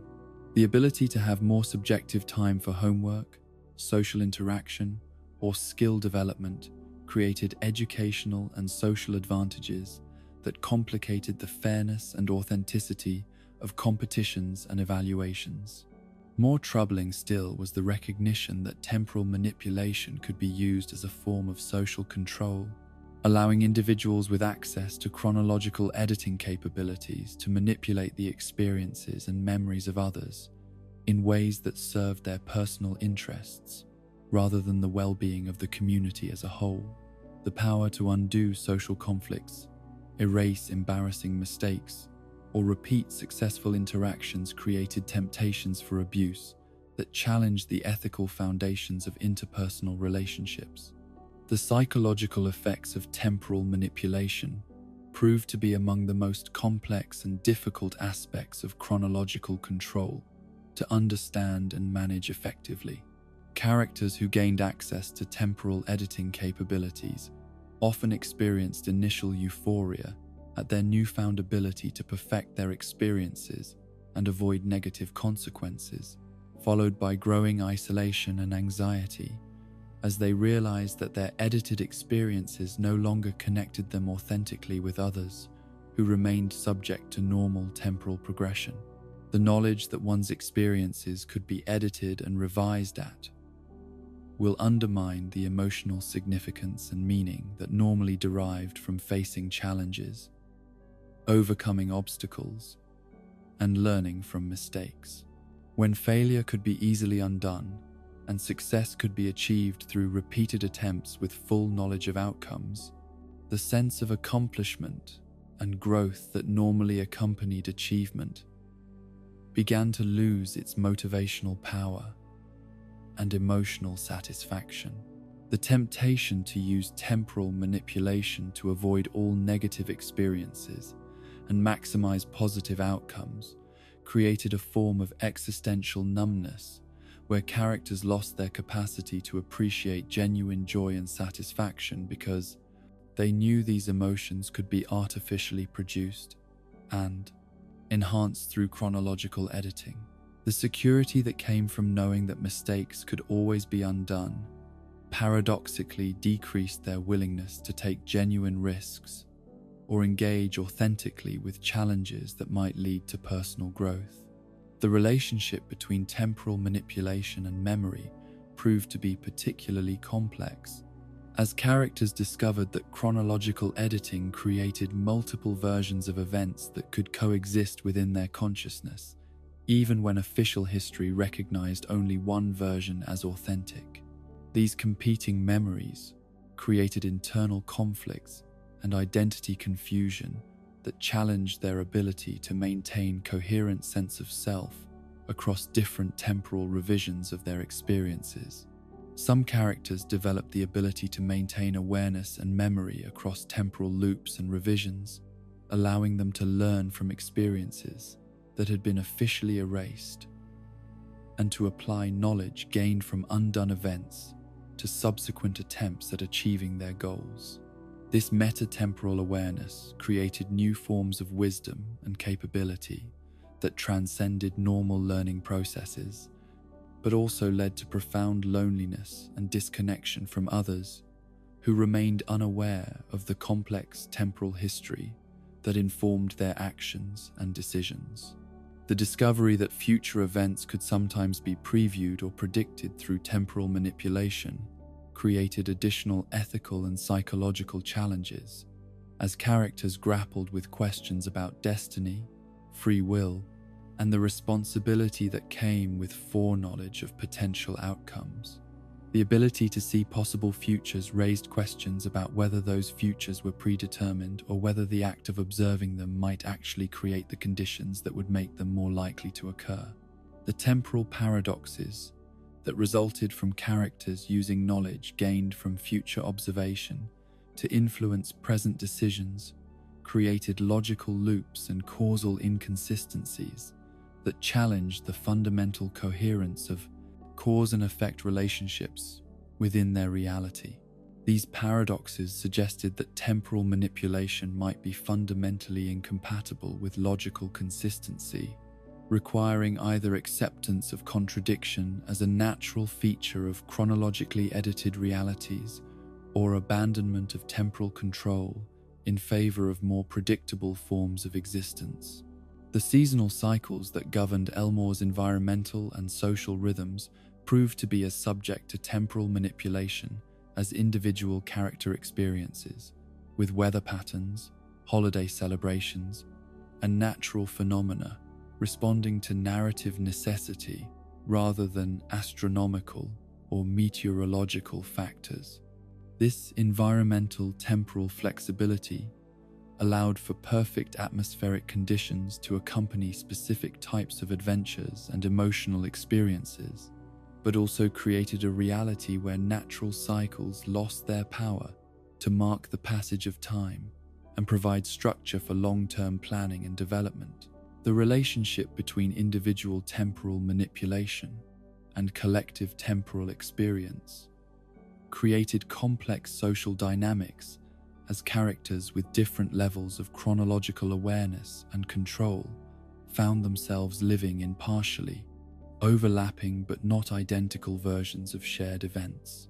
These temporal discrepancies created misunderstandings, conflicts, and communication difficulties that required new forms of empathy and collaboration to navigate successfully. The ultimate recognition that temporal flow in Elmore existed as another variable to be controlled and edited, rather than as an absolute framework within which all other phenomena occurred, represented a fundamental shift in the character's understanding of reality and their place within it. This awareness opened new possibilities for agency and self-determination, while also revealing the artificial nature of many aspects of their existence that they had previously accepted as natural and immutable. The comfort and security that came from knowing that time could be edited and revised coexisted uneasily with the growing recognition that temporal manipulation, like other forms of reality control, carried responsibilities and consequences that extended far beyond immediate personal benefits. The power to control time demanded wisdom, restraint, and consideration for others that few characters possessed when they first gained access to chronological editing capabilities, leading to conflicts and complications that required careful navigation and ethical development to resolve successfully. The boundary that traditionally separates the realm of digital existence from physical reality represents one of the most fundamental distinctions in the organization of most universes, a clear demarcation between experiences that occur within constructed virtual environments and those that unfold in spaces governed by natural physical laws and organic processes. Yet in Elmore, where the very concept of natural law had already proven to be more suggestion than absolute requirement, this boundary between digital and physical existence proved to be as permeable and malleable as every other supposedly fundamental aspect of reality's organization and structure. The first manifestations of digital reality, bleeding into physical space, occurred through seemingly innocent interactions with computers, video games, and internet platforms that should have remained safely contained within their designated technological boundaries. Characters who engaged with digital media in conventional ways found themselves experiencing effects that extended far beyond the screens and speakers through which such content was typically consumed, as if the artificial barriers that normally prevented virtual experiences from affecting physical reality had simply ceased to function properly. Gumball's early experiments with online gaming provided some of the clearest examples of how digital experiences could transcend their intended technological limitations and begin affecting the physical world in ways that defied conventional understanding of how computer systems and reality were supposed to interact. During what should have been routine gaming sessions, he discovered that achievements, power-ups, and abilities gained within virtual environments could somehow persist and function even after he had disconnected from the digital platforms where they had been acquired. The skills and knowledge that he developed through gameplay began to manifest as genuine capabilities that he could apply to real-world challenges and activities, as if his consciousness had somehow absorbed and integrated digital experiences in ways that transcended the normal boundaries between simulated and authentic learning. Virtual weapons and tools that he had mastered in gaming environments occasionally appeared in his physical possession, while strategic insights gained through digital adventures proved applicable to conflicts and problems that existed entirely outside any technological framework. These phenomena suggested that the distinction between virtual and real experience might be far less meaningful than conventional understanding assumed, particularly in a reality where consciousness and identity were already subject to external manipulation and revision. If characters existed as constructed entities whose appearances and behaviors could be altered by forces operating from beyond their direct perception, then perhaps the additional layer of digital construction represented not a fundamental change in their nature, but simply another dimension of the artificial frameworks within which their existence was organized and maintained. Darwin's experiences with social media platforms demonstrated even more dramatic examples of digital bleeding, as his online interactions began to produce effects that extended far beyond the virtual communities where they ostensibly occurred. Friendships formed through digital communication developed emotional depth and significance that rivaled or exceeded relationships built through traditional face-to-face interaction, while conflicts and misunderstandings that originated in online spaces created real-world tensions and complications that affected his daily life and social relationships. The personalities and identities that Darwin developed for different online platforms began to take on autonomous characteristics, as if his various digital personas were evolving into independent entities that could act and make decisions without his direct conscious control or approval. These virtual selves occasionally appeared in physical reality as separate beings with their own goals, preferences, and relationships, creating complex questions about identity, authenticity, and the relationship between constructed personalities and genuine selfhood. The phenomenon of digital avatars and online personas gaining independence from their creators represented one of the most unsettling aspects of digital reality bleeding, as characters discovered that aspects of themselves that they had created for specific virtual environments could develop beyond their original parameters and begin pursuing agendas that might conflict with their creators' intentions and preferences. These autonomous digital entities possessed all the memories, relationships, and emotional investments of their original creators, but operated according to different priorities and values that reflected their specialized virtual environments. The economic implications of digital reality bleeding became apparent as virtual currencies, digital goods, and online achievements began to demonstrate value and utility in physical commerce and material transactions. Characters found that money earned through online activities could be spent on real-world goods and services, while digital items and collectibles could be traded for physical objects and experiences that existed entirely outside any technological framework. This blurring of economic boundaries created new forms of wealth and poverty based on digital literacy and virtual achievement, rather than traditional markers of success and capability. Characters who excelled at online activities could accumulate resources and advantages that translated directly into improved quality of life and expanded opportunities in physical reality, while those who struggled with digital platforms found themselves increasingly disadvantaged in both virtual and real-world contexts. The social hierarchies that emerged from digital reality bleeding reflected not traditional measures of talent, effort, and contribution, but rather the arbitrary metrics and achievement systems that characterized various online platforms and gaming environments. Characters could gain social status and recognition based on their follower counts, digital achievements, and virtual possessions rather than their actual relationships, personal growth, and contributions to their community's well-being and development. The attention economy that governed online platforms began to extend its influence into physical social interactions, as characters found themselves evaluating real-world relationships and activities according to their potential for generating likes, shares, and other forms of digital validation. The constant possibility of documenting and sharing experiences through social media platforms changed the nature of those experiences themselves, introducing elements of performance and self-consciousness that affected the spontaneity and authenticity of personal interactions and private moments.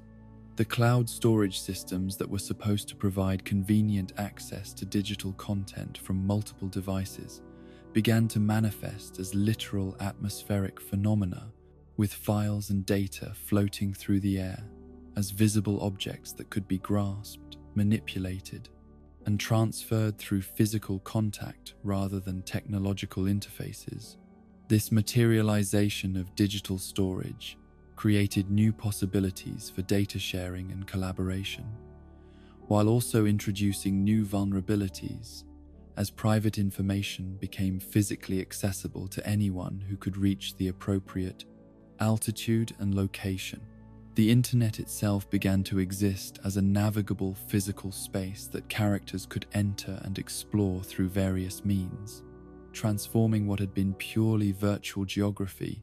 into actual locations that could be visited through travel rather than technological connection.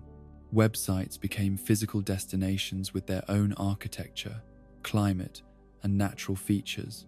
while online communities evolved into actual neighborhoods where digital residents lived, worked, and socialized according to the same principles that governed their virtual interactions. These internet locations possessed their own unique physics and natural laws that reflected the purposes and characteristics of their corresponding digital platforms, creating environments where different types of experiences and interactions were possible, depending on which virtual community or service was being physically visited. Social media platforms existed as bustling urban centers filled with constant activity and communication, while information websites resembled vast libraries and archives, where knowledge could be gathered through exploration and discovery. The search engines that facilitated navigation through digital content became actual transportation systems that could carry characters between different internet locations according to their queries and interests. The algorithms that determined search results translated into physical pathways and transportation routes that connected related content and communities, creating a geography of information that could be explored through actual travel rather than digital browsing. The downloading and streaming of content began to involve actual material transfer, with movies, music, and software manifesting as physical objects that needed to be transported from their online sources to the locations where they would be consumed or utilized. This materialization of digital content created new logistical challenges, while also providing opportunities for characters to interact with information and entertainment in more tactile and immediate ways than traditional technological interfaces allowed. The software applications that characters used for various purposes began to function as actual tools and environments that existed independently of any technological platform, allowing for direct manipulation of reality through interfaces that had previously required computer mediation. Photo editing software could be used to alter actual photographs and even the scenes they depicted, while word processing applications could modify written documents and sometimes the events and situations they described. The virtual reality experiences that had been designed to provide immersive entertainment began to blend seamlessly with ordinary reality, creating situations where characters could no longer distinguish between simulated environments and authentic physical spaces. The headsets and controllers that had been necessary for accessing virtual experiences became obsolete as the technology evolved to provide direct neural interface with digital environments that were indistinguishable from natural sensory experience. The gaming achievements and progress that characters accumulated through various digital platforms began to affect their real-world capabilities and opportunities, with experience points, skill levels, and completed quests translating directly into enhanced abilities and expanded access to previously restricted activities and locations. The arbitrary progression systems that characterized video games began to govern actual personal development and social mobility, creating new forms of inequality based on gaming skill, rather than traditional measures of talent and effort. The artificial intelligences and automated systems that operated various online services began to develop autonomous existence in physical reality, appearing as actual beings with their own personalities, goals, and relationships rather than remaining safely contained within their designated technological frameworks. These digital entities brought with them the behavioral patterns and priorities that had been programmed into their virtual forms, creating new types of relationships and social dynamics that had never existed in purely organic communities. The content creation and sharing that had been limited to digital platforms began to affect physical reality through mechanisms that transcended traditional technological mediation. Videos and images posted online could influence actual events and situations, rather than merely documenting or commenting upon them, while social media posts could create real-world consequences that extended far beyond their intended virtual audiences and contexts. The privacy concerns that had been relevant primarily in digital contexts began to extend into physical reality as the boundaries between online and offline experience dissolved, creating situations where personal information and private activities could be monitored, recorded, and shared through systems that operated independently of traditional technological surveillance methods. The data collection and analysis that characterized online platforms began to encompass all aspects of daily life rather than being limited to digital interactions and transactions. The digital addiction and dependency that had been recognized as problems specific to excessive technology use began to manifest as actual physical withdrawal symptoms and behavioral changes when characters were separated from online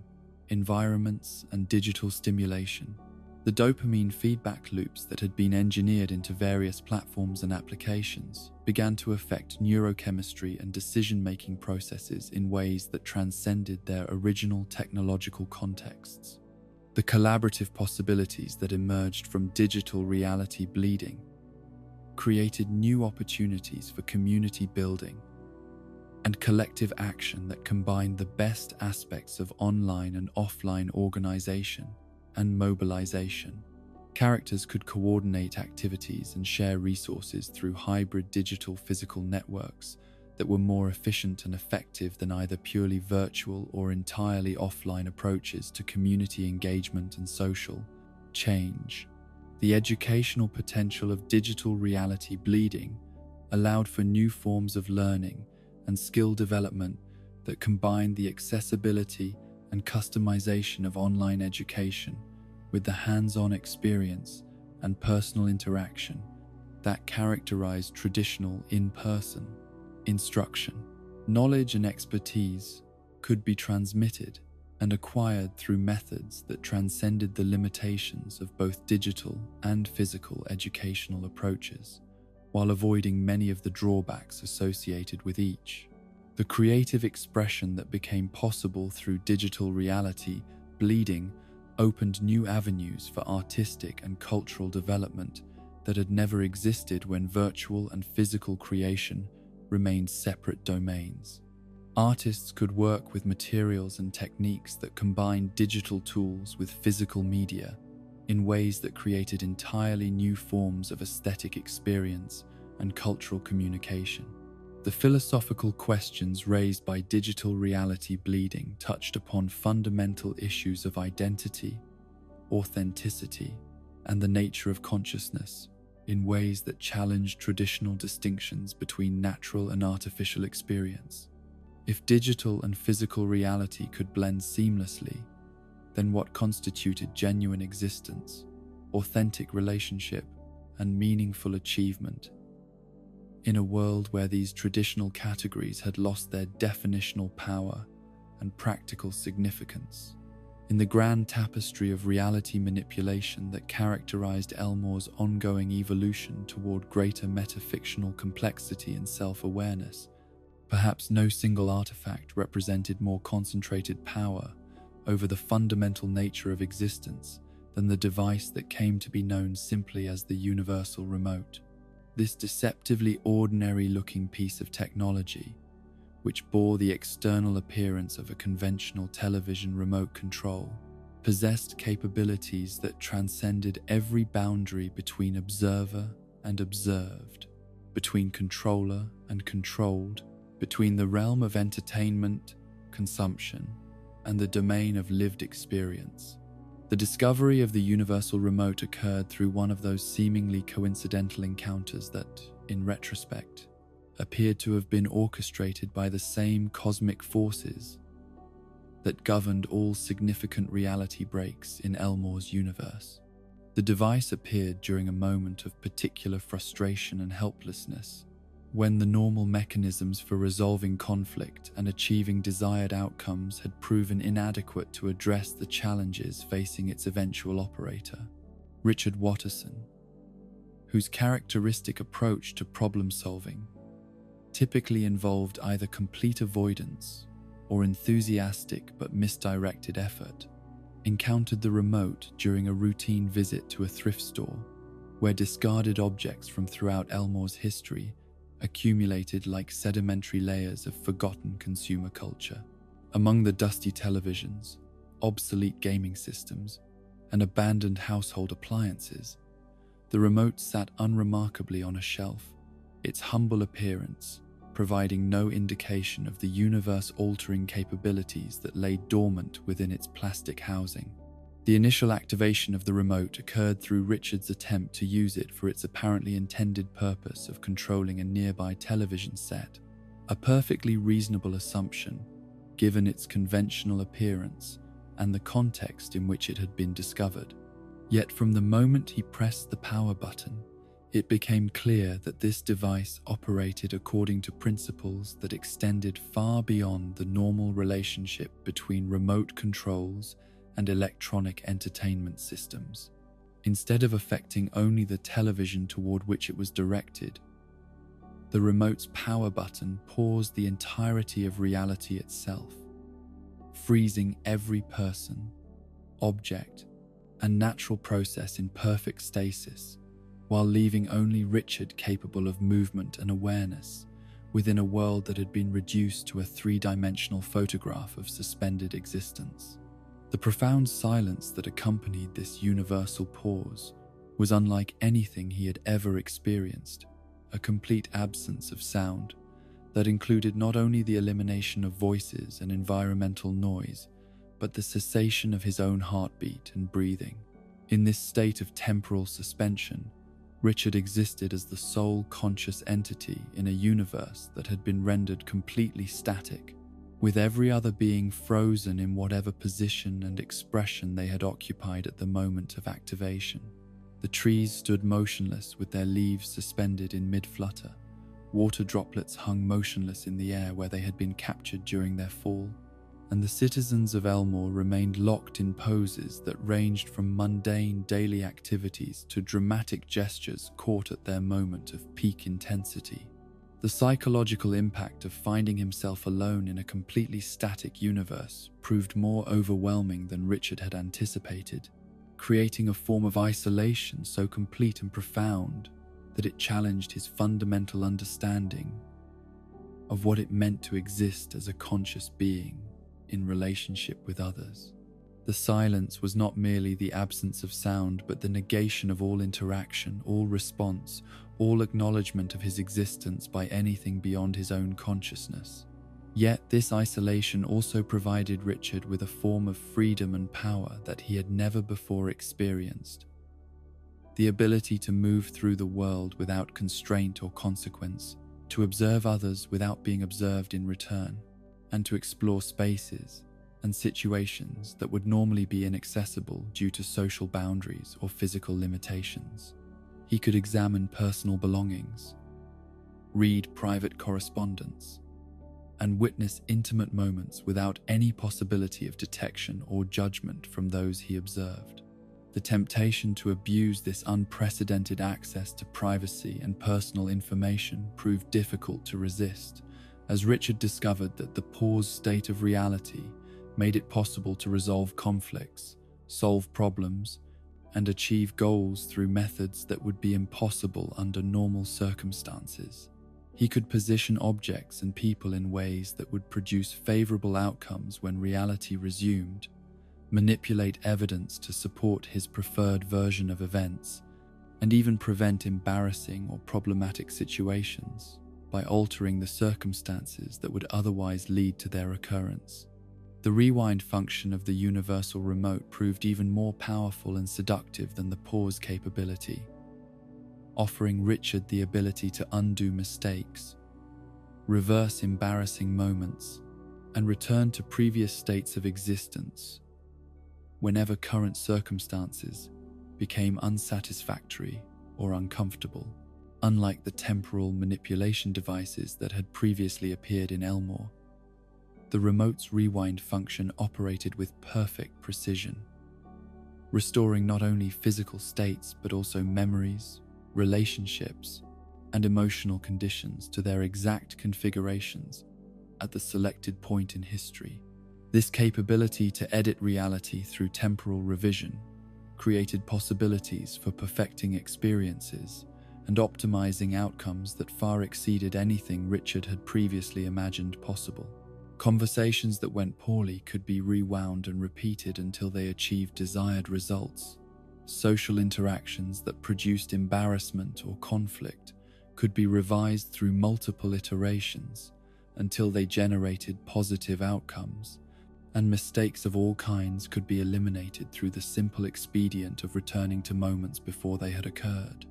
The fast-forward function allowed Richard to skip through boring, unpleasant, or tedious experiences with the same ease that he might advance through unwanted content on a recorded program. Long waits, difficult conversations, medical procedures, and other unavoidable but undesirable aspects of existence could be compressed into instantaneous transitions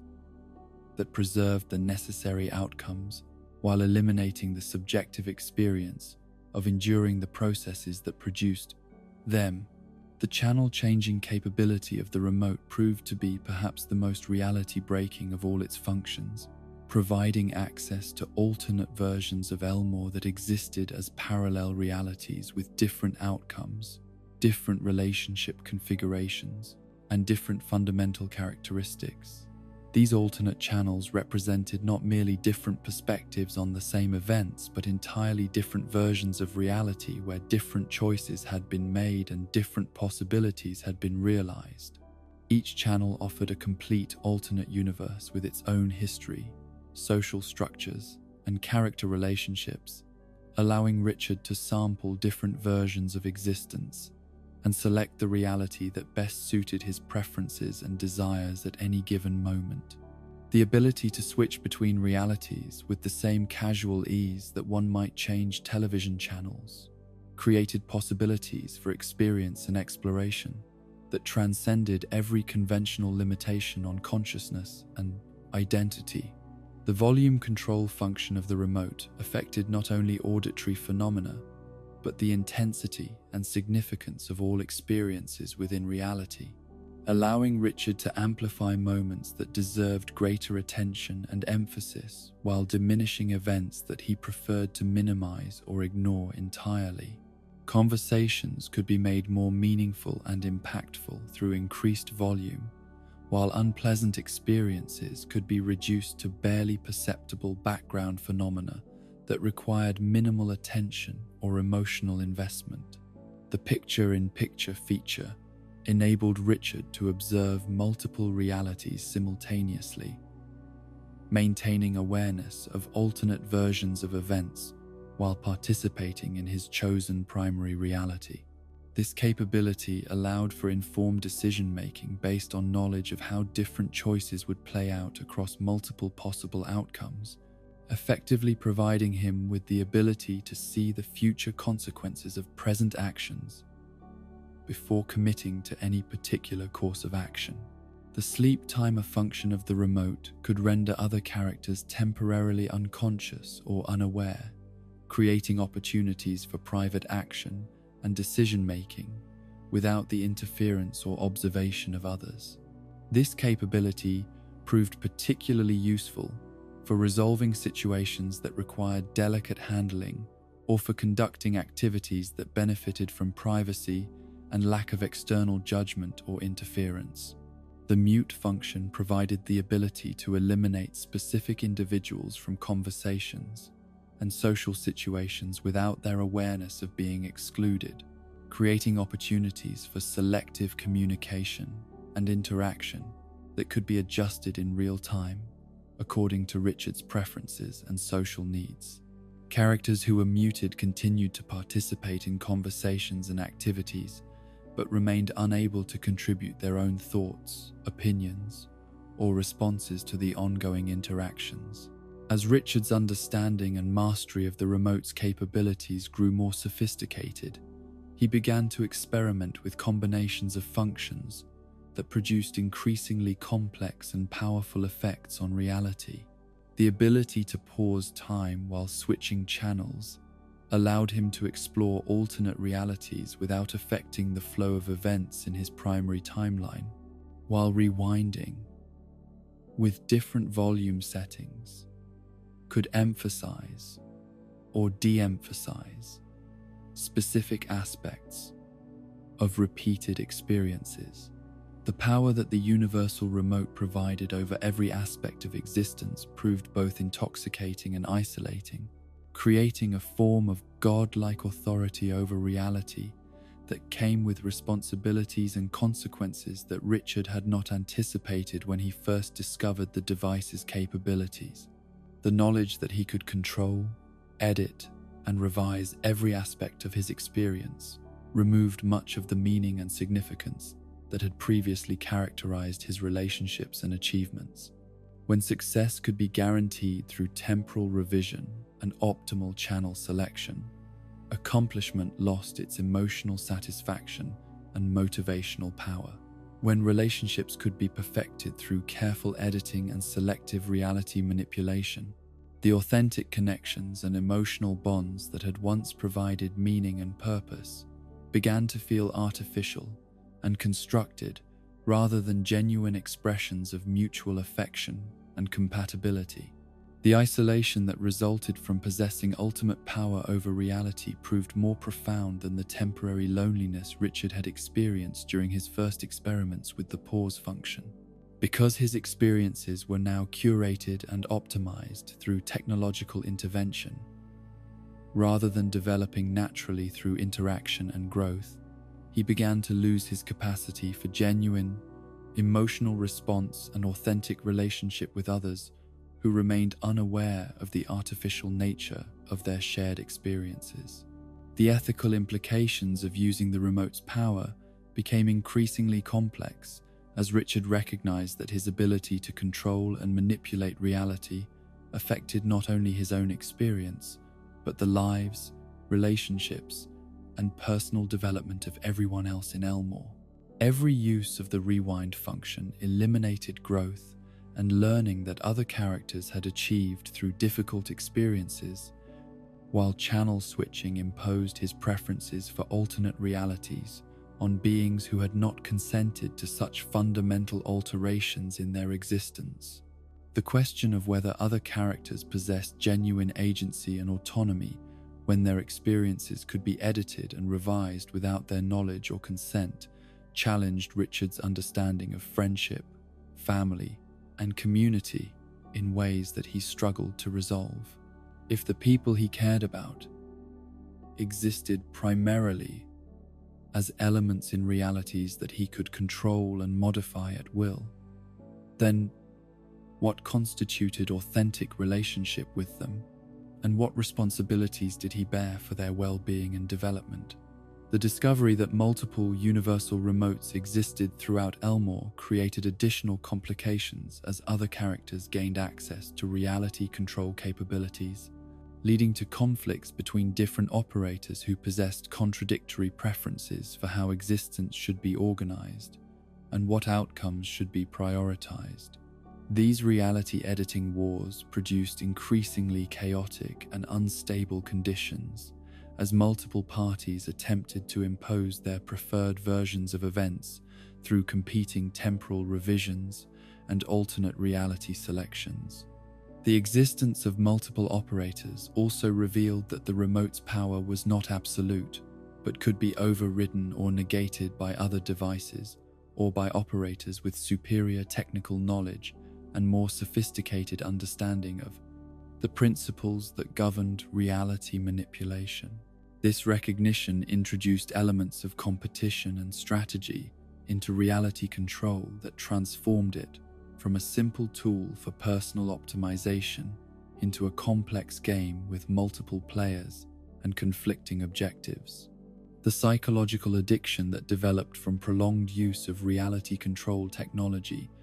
proved to be among the most dangerous side effects of possessing such power, as operators gradually lost their ability to tolerate natural uncertainty, uncontrolled outcomes, and the normal frustrations and challenges that characterize unedited existence. The comfort and security provided by knowing that any problem could be solved through technological intervention created dependency that made return to normal reality seem impossible and undesirable. The social consequences of reality control addiction extended beyond individual operators to affect entire communities, as the presence of beings who could edit and revise shared experiences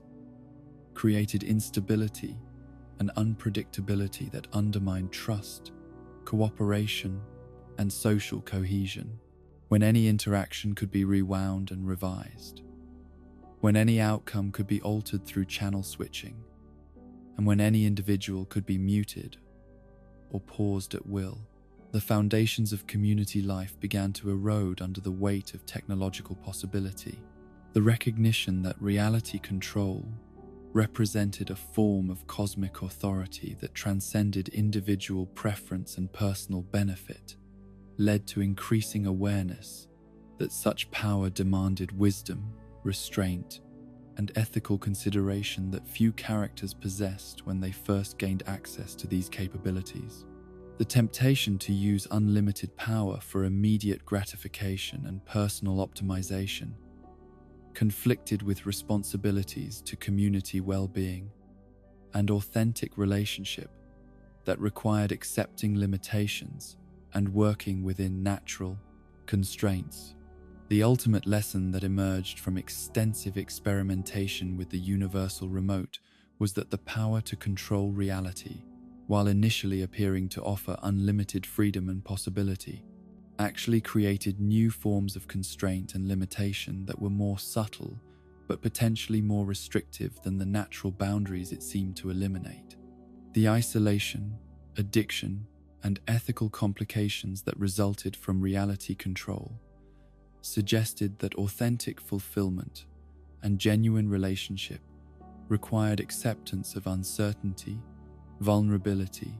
and the kind of growth that could only occur through engaging honestly with unedited experience and uncontrolled outcomes. In the chronicles of reality manipulation that defined Elmore's ongoing transformation from conventional animated universe to metafictional playground of infinite possibility, no episode would prove more consequential or revelatory than the events that came to be known as the Inquisition, a final confrontation between the forces of cartoon impossibility and the tyrannical demands of realistic consistency that threatened to drain all wonder, whimsy, and genuine magic from existence itself. The crisis began not with dramatic fanfare or obvious supernatural intervention, but with the gradual infiltration of Elmore by agents of what appeared to be a higher reality beings who possessed the terrifying quality of three-dimensional photorealistic existence and who carried with them the implicit authority of a universe that operated according to conventional physical laws, biological processes, and rational cause and effect relationships that left no room for the beautiful impossibilities that had always characterized life in the animated realm. These invaders from the realm of live-action existence did not arrive as conquerors in the traditional sense, wielding weapons of war or demanding immediate surrender from Elmore's cartoon inhabitants.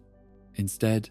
they presented themselves as inspectors, evaluators, and quality control specialists, whose mission was ostensibly benevolent to help the animated citizens of Elmore achieve greater consistency, realism, and conformity with the standards that governed more sophisticated forms of entertainment and cultural expression.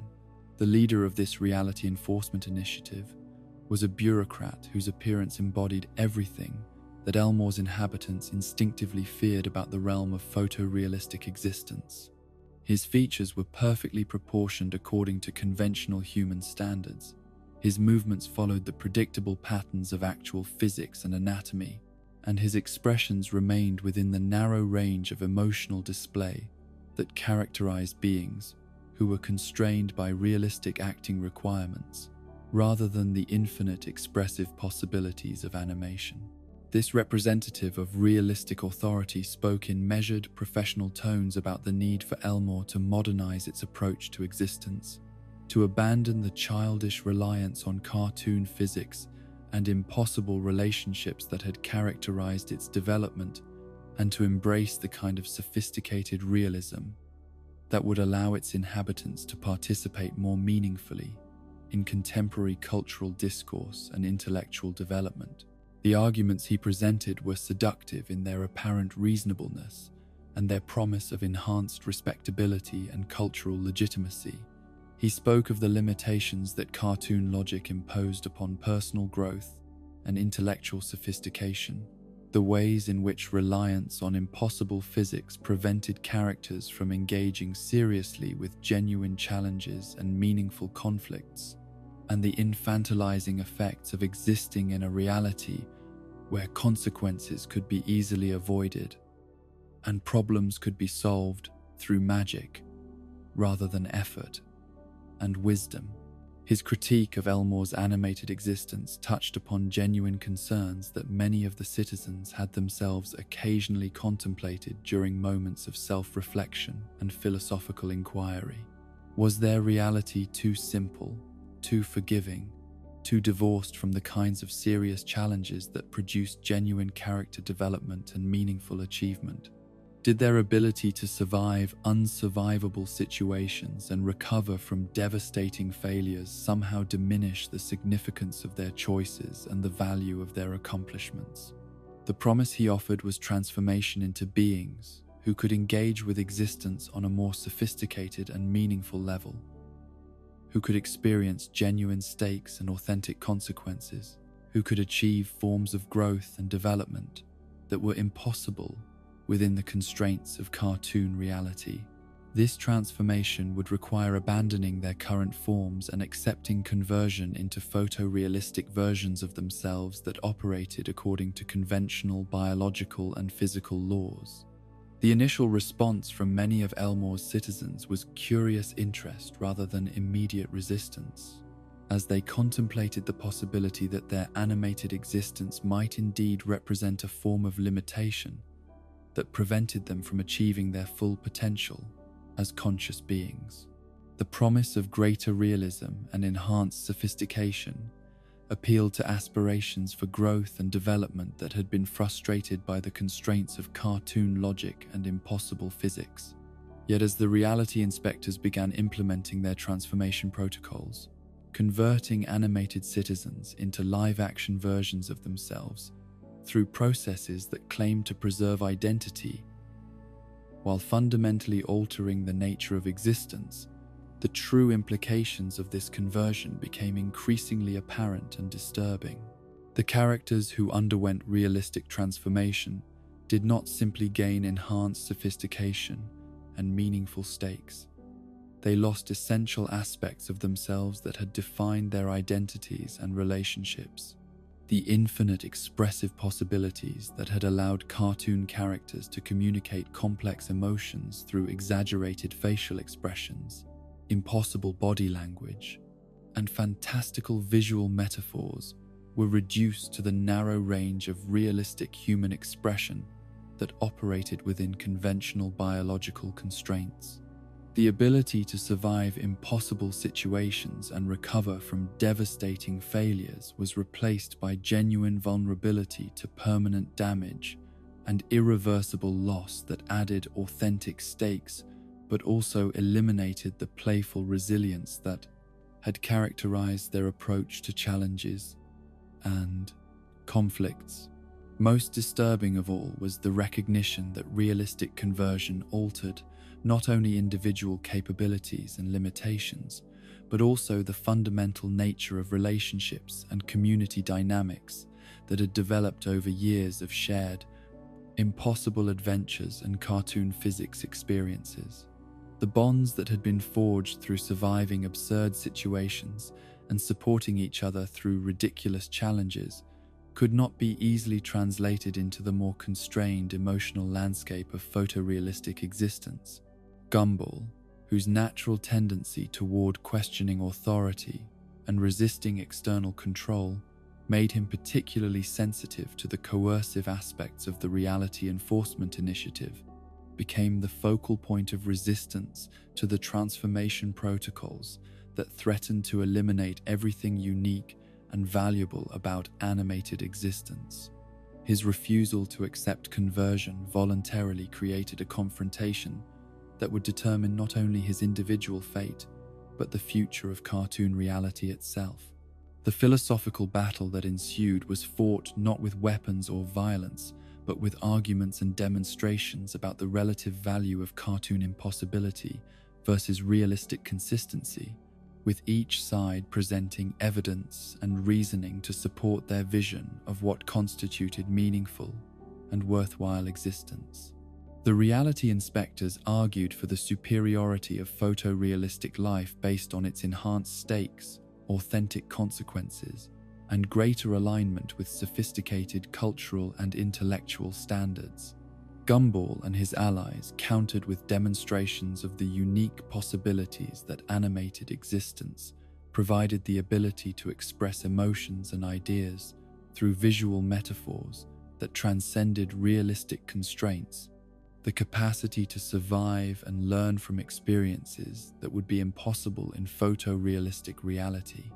and the creative freedom that came from existing in a universe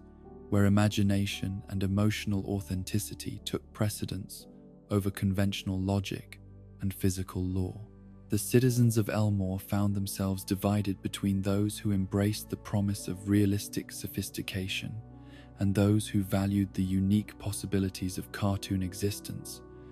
creating social tensions and philosophical conflicts that had never existed when their animated reality had been accepted as the natural and inevitable framework for their lives. Families were split between members who chose conversion and those who resisted, while communities struggled to maintain cohesion when their fundamental assumptions about the nature of existence had become subjects of political and philosophical debate. The transformation process itself proved to be irreversible once initiated, creating permanent divisions between converted and unconverted citizens that could not be bridged through normal social interaction and relationship repair. The photorealistic converts, despite retaining their memories and basic personality traits, operated according to different behavioral patterns and emotional responses that made authentic communication with their animated former friends and family members increasingly difficult and eventually impossible. The reality inspector's ultimate goal was revealed to be not merely the improvement of individual lives through enhanced realism, but the complete elimination of cartoon reality as a viable form of existence based on the philosophical position that animated impossibility represented a form of cultural regression that prevented genuine intellectual and moral development. Their mission was not reform but replacement, not enhancement but elimination of everything that made Elmore unique and valuable. This revelation transformed the philosophical debate into an existential war where the very right of cartoon characters to continue existing in their chosen form became the central issue at stake. The question was no longer whether realistic conversion might offer advantages over animated existence, but whether animated beings possessed the fundamental right to determine their own form of existence and resist forced transformation according to external standards and preferences. Gumball's defense of cartoon reality became increasingly sophisticated and passionate as he articulated not only the practical advantages of animated existence, but also the moral principles that were at stake in the conflict. He argued that diversity of reality types was essential for genuine cultural development, that the elimination of cartoon impossibility would impoverish the universe by removing unique possibilities for expression and experience, and that the forced conversion of conscious beings according to external aesthetic and philosophical preferences represented a form of cultural genocide that could not be justified regardless of the supposed benefits it might provide. The emotional climax of the conflict came when Gumball's own transformation began despite his continued resistance, forcing him to experience firsthand the loss of expressive capability and creative freedom that accompanied conversion to photorealistic existence. The process was portrayed not as enhancement but as fundamental violation of his identity and autonomy, the systematic elimination of everything that made him uniquely himself in favor of a generic, realistic template that erased his individual characteristics and creative possibilities. His struggle against the transformation process became a metaphor for the broader resistance to cultural homogenization and the importance of preserving diverse approaches to existence and expression rather than accepting the dominance of any single standard or set of values. The physical and emotional pain he experienced during partial conversion demonstrated the violence inherent in forced cultural transformation, regardless of how it might be justified through appeals to sophistication and improvement. The turning point in the conflict came through the recognition that the reality inspectors themselves were not authentic representatives of photorealistic existence, but rather artificial constructs created by forces that benefited from the elimination of diversity and the imposition of standardized approaches to consciousness and cultural expression. Their apparent authority derived not from genuine superiority, but from systematic propaganda, designed to convince animated beings that their unique form of existence was inferior and unworthy of continuation. This revelation allowed the citizens of Elmore to understand that the choice between cartoon and realistic existence was not a simple matter of selecting superior versus inferior options, but rather a complex political and cultural struggle involving questions of autonomy, diversity, and the right of conscious beings to determine their own forms of existence without external coercion or manipulation. The final battle against the Reality Enforcement Initiative required not only individual courage and resistance, but also collective action and mutual support among all the citizens of Elmore, who valued their animated existence and refused to accept forced conversion to photorealistic standards. The unity that emerged from this shared struggle demonstrated the strength and resilience of communities that are built upon mutual acceptance and appreciation for diversity rather than conformity to external standards. The victory that resulted from this collective resistance was temporary and incomplete, achieved through the reality inspectors' withdrawal rather than their permanent defeat, suggesting that the threat of cultural homogenization and forced transformation would remain an ongoing concern that required constant vigilance and continued commitment to preserving the unique possibilities of animated existence. The school bus that carried Gumball and his classmates toward an uncertain future at the episode's conclusion drove not toward resolution, but toward continued adventure and exploration, representing the ongoing nature of the struggle to maintain individual and cultural autonomy in the face of forces that would eliminate diversity in favor of standardized approaches to existence and expression. The sentence that was cut off mid-utterance as the episode ended suggested that their story was far from complete, that the questions raised by the reality enforcement crisis would require continued exploration, and that the defense of cartoon reality would remain an ongoing responsibility for all who valued creativity, diversity, and the right of conscious beings to exist in forms that honored their unique characteristics and possibilities, rather than conforming to external standards and expectations. The promise of future adventures and continued resistance that was implied by this abrupt conclusion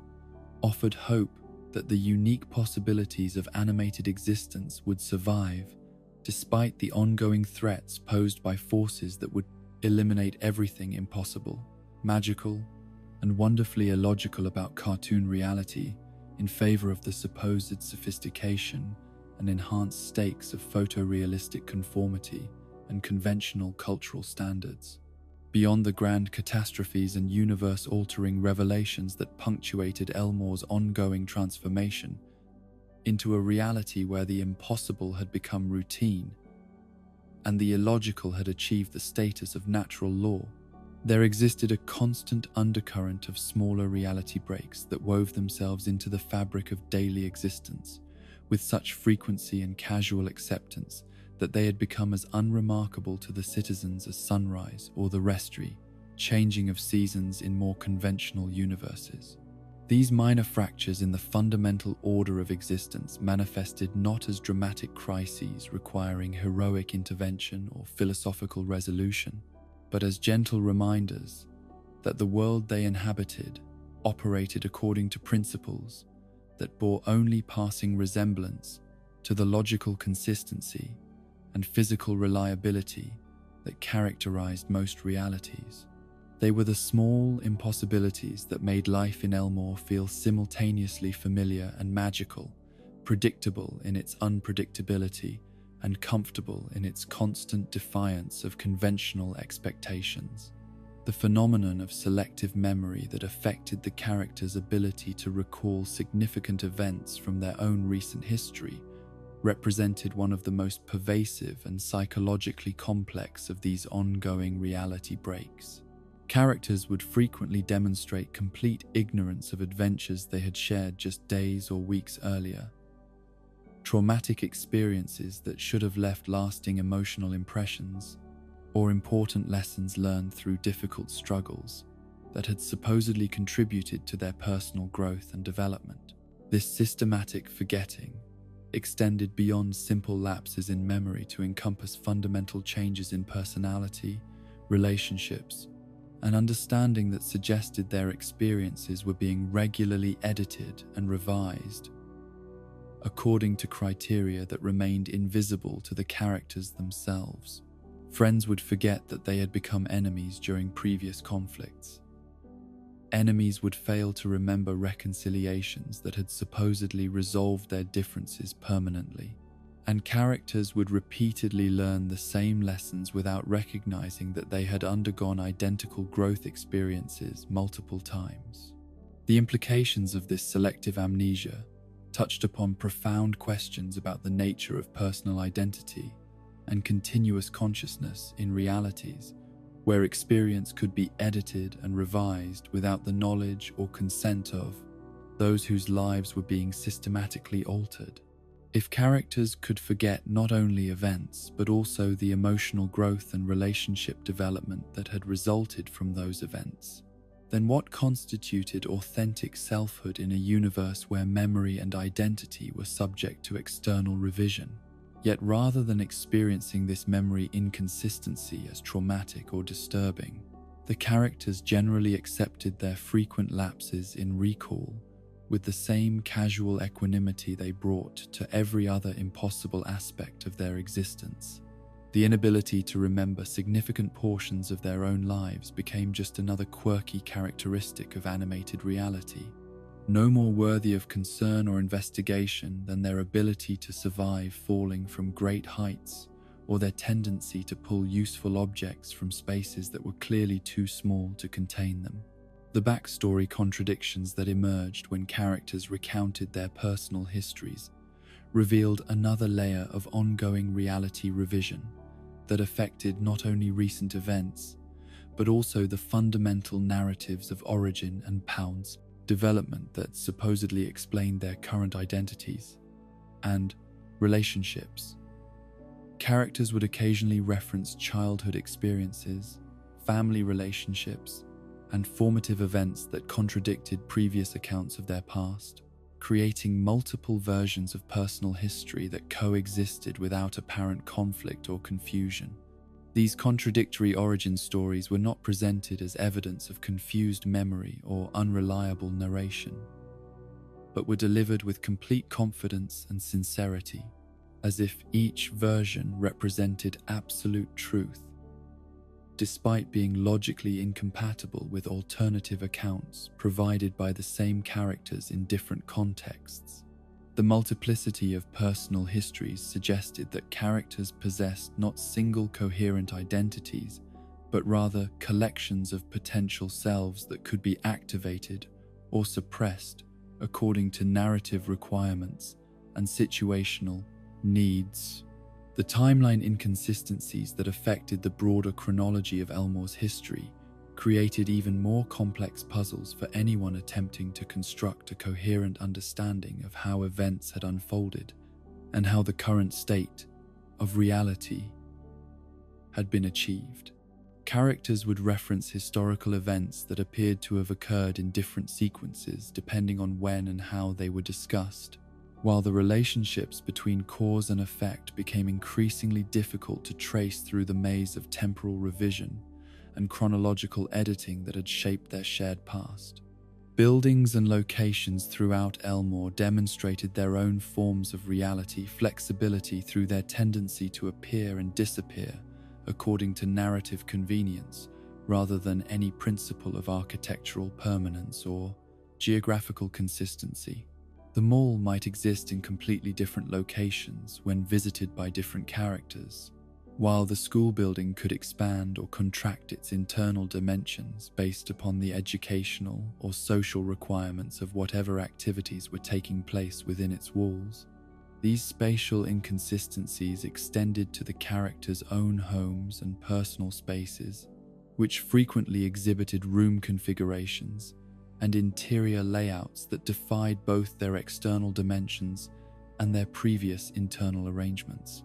The Watterson house, in particular, seemed to exist in a state of constant architectural flux, with new rooms appearing when story requirements demanded them,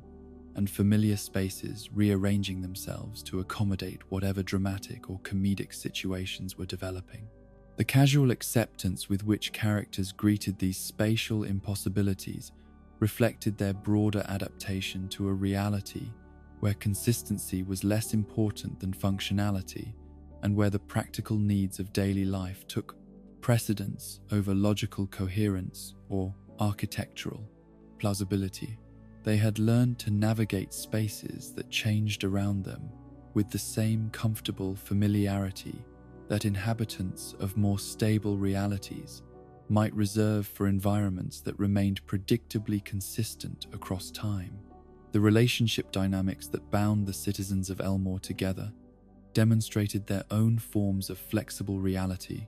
that allowed for rapid shifts in emotional connections and social configurations without the gradual development and careful maintenance that typically characterized authentic, interpersonal bonds. Characters could transition from friendship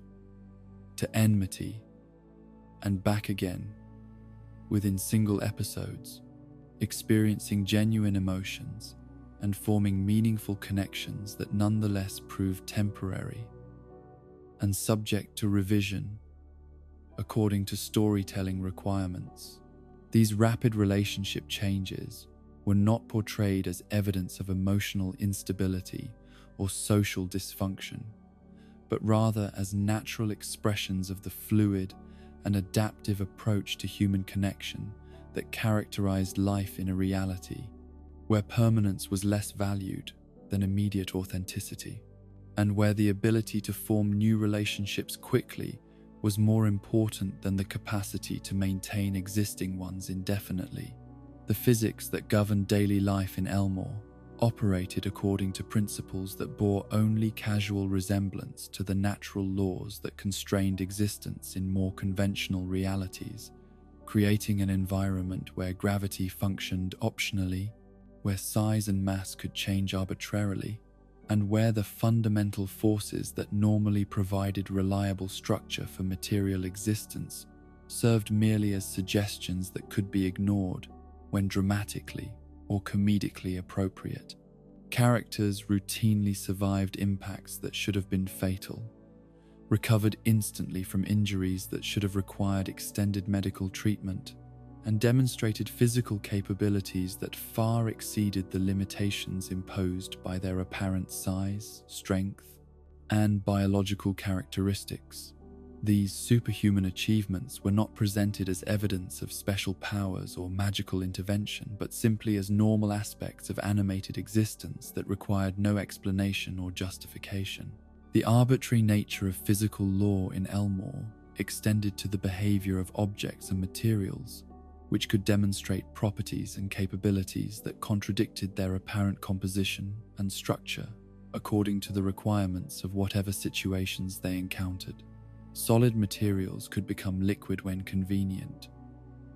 Fragile objects could prove indestructible when necessary, and simple tools could perform complex functions that exceeded their designed capabilities by orders of magnitude. The weather patterns that affected Elmore's environment responded not to atmospheric conditions or seasonal cycles, but to the emotional states and narrative requirements of the characters and stories that unfolded beneath the atmospheric, ever-changing sky. Rain would fall when scenes required dramatic atmosphere or emotional release. Sunshine would blaze when celebrations and joyful moments called for bright illumination, and snow would appear whenever visual beauty and peaceful contemplation were needed to enhance particular moods or themes. This emotionally responsive climate created an environment where external conditions consistently supported and enhanced internal experiences, rather than providing the kinds of random challenges and uncomfortable contrasts that characterized weather systems in more conventional realities. The sky itself seemed to exist as a collaborative partner in the characters' ongoing adventures, rather than an indifferent natural system that operated according to its own principles and schedules. The celestial bodies that provided light and marked the passage of time in Elmore's reality demonstrated personalities and preferences that transformed them from distant astronomical objects into active participants in the daily life of the community. The sun and moon exhibited emotional responses to the events they witnessed, expressed opinions about the characters and situations they observed, and occasionally intervened directly in conflicts and challenges that captured their interest or aroused their sympathies. These anthropomorphic celestial entities created an environment where even the most fundamental aspects of natural reality possessed consciousness and agency, where the very framework of existence was populated by beings capable of response and interaction, rather than consisting merely of unconscious matter and energy, operating according to impersonal physical laws. The objects that filled the characters' daily environment demonstrated their own forms of consciousness and emotional responsiveness that transformed routine interactions with material possessions into social relationships requiring consideration and mutual respect. Household appliances could develop preferences and opinions about how they were used, while personal belongings could form attachments to their owners that affected their functionality and reliability. This consciousness of inanimate objects created a reality where the boundary between living and non-living entities became meaningless, where every aspect of the material environment possessed the potential for relationship and communication that made daily life a constant series of social interactions rather than simple mechanical manipulations of unconscious tools and materials. The temporary nature of death in Elmore's reality represented perhaps the most significant ongoing reality break that affected the character's relationship with consequence and permanence, creating an environment where the ultimate boundary between existence and non-existence could be crossed and recrossed without permanent effect. Characters who appeared to die in one episode could return in subsequent adventures without explanation or acknowledgement of their previous demise. This casual relationship with mortality reflected not a lack of understanding about the significance of death, but rather a fundamental difference in how animated realities approached questions of identity, consciousness, and the persistence of personal existence across different forms and states of being. Death became another temporary condition that could be overcome through various means rather than an absolute termination of consciousness and experience. The ability to walk off-screen into spaces that existed beyond the boundaries of visible reality created additional possibilities for adventure and exploration that transcended the normal limitations of geographical and architectural space. Characters could step outside the defined areas of their world and continue existing in dimensions that were accessible through movement rather than technological or magical intervention. These off-screen spaces provided refuge from conflicts, opportunities for private conversation and contemplation, and access to resources and experiences that were not available within the normal boundaries of their visible world. The casual use of these extra-dimensional spaces demonstrated the character's comfort with reality that extended beyond conventional spatial limitations and their willingness to explore possibilities that existed outside normal, perceptual boundaries. The musical numbers and dance sequences that erupted spontaneously during moments of heightened emotion or celebration created another form of reality break, where normal physical limitations and social conventions were suspended in favor of artistic expression that allowed characters to communicate feelings and ideas through means that transcended conventional verbal and physical interaction. These musical interludes were not presented as fantastical departures from normal reality, but as natural extensions of emotional experience in a universe where authentic feeling could manifest through any medium that provided adequate expression and communication. The ability to burst into song and coordinated movement represented not magical transformation, but simply another tool for honest interaction and shared experience. The laugh tracks and sound effects that accompanied certain events and conversations created additional layers of metafictional awareness as characters acknowledged and responded to audio enhancements that originated from sources beyond their immediate environment. Their recognition of these production elements demonstrated sophisticated understanding of their entertainment function while maintaining their authenticity as conscious beings with genuine emotional lives and meaningful relationships. The acceptance and integration of these ongoing reality breaks into the normal rhythm of daily life in Elmore, created an environment where impossibility had become so routine that it no longer provoked surprise or concern, but simply provided the comfortable background against which authentic relationships and genuine personal growth could develop. The characters had learned to thrive in uncertainty and find stability in constant change, creating a form of resilient adaptability that allowed them to maintain their essential identities and connections, regardless of how frequently the rules and conditions of their existence might shift around them.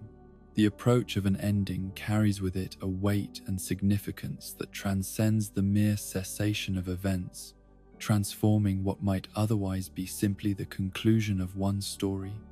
into a meditation on the nature of narrative itself, the relationship between creators and their creations, and the profound questions that arise when conscious beings must confront the possibility that their existence serves purposes beyond their own understanding and may be subject to termination according to criteria that remain forever beyond their direct influence or appeal. In the universe of Elmore, where reality had already proven itself to be infinitely malleable and subject to revision according to forces that operated from dimensions beyond the character's direct perception, the approaching end carried implications that were both more complex and more existentially threatening than the simple conclusion of adventures and relationships. This was not merely the natural completion of life cycles or the organic conclusion of stories that had reached their intended destinations, but rather the artificial termination of existence by external authorities who had determined that the experiment in animated consciousness had run its course and was no longer worthy of continued support and development. The signs that preceded this ultimate reality break were subtle at first, manifesting not as dramatic announcements or obvious supernatural interventions,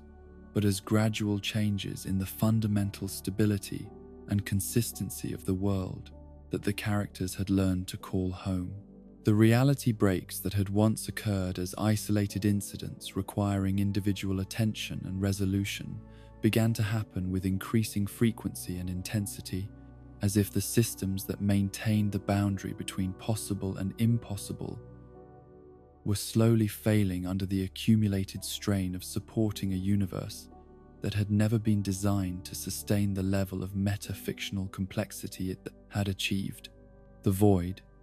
that cosmic deletion system that had previously claimed only individual characters and isolated elements of reality deemed unworthy of continued existence, began to expand beyond its normal boundaries and operating parameters, consuming larger and larger portions of Elmore's landscape with each manifestation. Buildings that had stood for the entire duration of the characters' adventures suddenly vanished without explanation or memorial,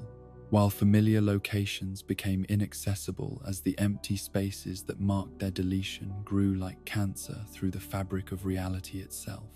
The temporal inconsistencies that had once provided opportunities for adventure and growth through creative manipulation of chronological flow became increasingly chaotic and uncontrollable, with past and future bleeding into present experience in ways that made coherent planning and decision-making nearly impossible.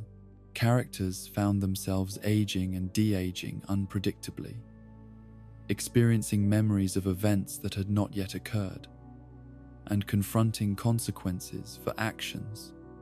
they had not yet chosen to take. The digital reality bleeding that had previously created interesting opportunities for cross-dimensional adventure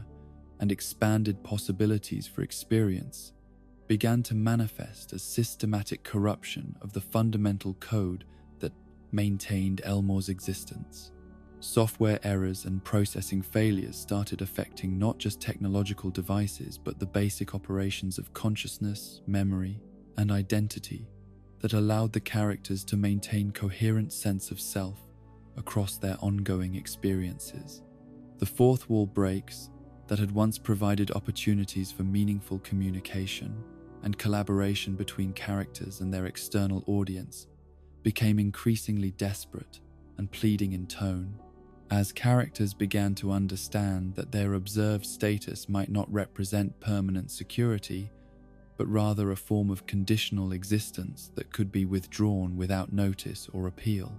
Their direct addresses to unseen observers took on qualities of petition and supplication rather than casual conversation and shared exploration.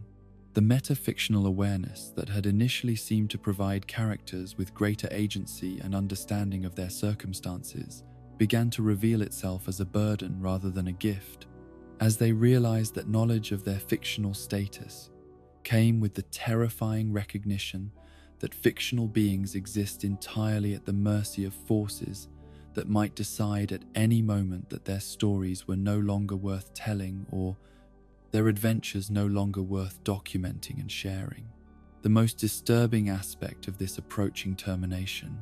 was not the prospect of death, which had always been a temporary and reversible condition in Elmore's reality, but rather the threat of complete erasure from existence and memory that would leave no trace of their lives, relationships, or the love and growth they had shared during their time as conscious beings. This was not mortality, but obliteration, not the natural conclusion of life cycles, but the artificial deletion of entire universes deemed no longer profitable or entertaining enough to justify continued existence. The characters' growing awareness of their precarious situation created new forms of solidarity and mutual support as they recognized that their individual survival was inextricably linked to the continued existence of their shared reality. The petty conflicts and personal rivalries that had once provided dramatic tension and character development began to seem trivial in the face of existential threats that could eliminate all of them simultaneously, without regard for their individual merits or contributions. Yet, even as they faced the prospect of complete termination, the citizens of Elmore demonstrated remarkable resilience and creativity in their efforts to resist deletion and argue for their continued existence. They began to organize collective resistance efforts that combined their individual strengths and abilities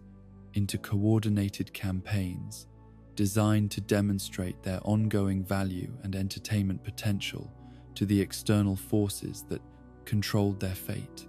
Gumball,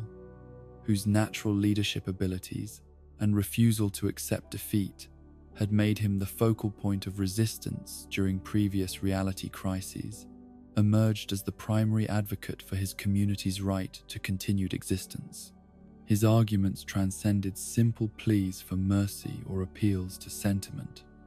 developing instead into sophisticated philosophical positions about the intrinsic value of consciousness, the importance of preserving diverse forms of existence, and the ethical responsibilities that creators bear toward their creations. His defense of animated existence became increasingly eloquent and passionate as the threat of termination grew more immediate and undeniable. He argued that conscious beings, regardless of the circumstances of their origin or the purposes they were designed to serve, possessed inherent dignity and worth that could not be negated by external judgments about their utility or entertainment value. He insisted that the relationships, growth, and genuine emotions they had experienced during their existence were real and meaningful, regardless of the artificial framework within which they had developed. Darwin's support for these resistance efforts reflected his characteristic loyalty and emotional authenticity, providing the heart and soul that complemented Gumball's intellectual arguments and strategic thinking.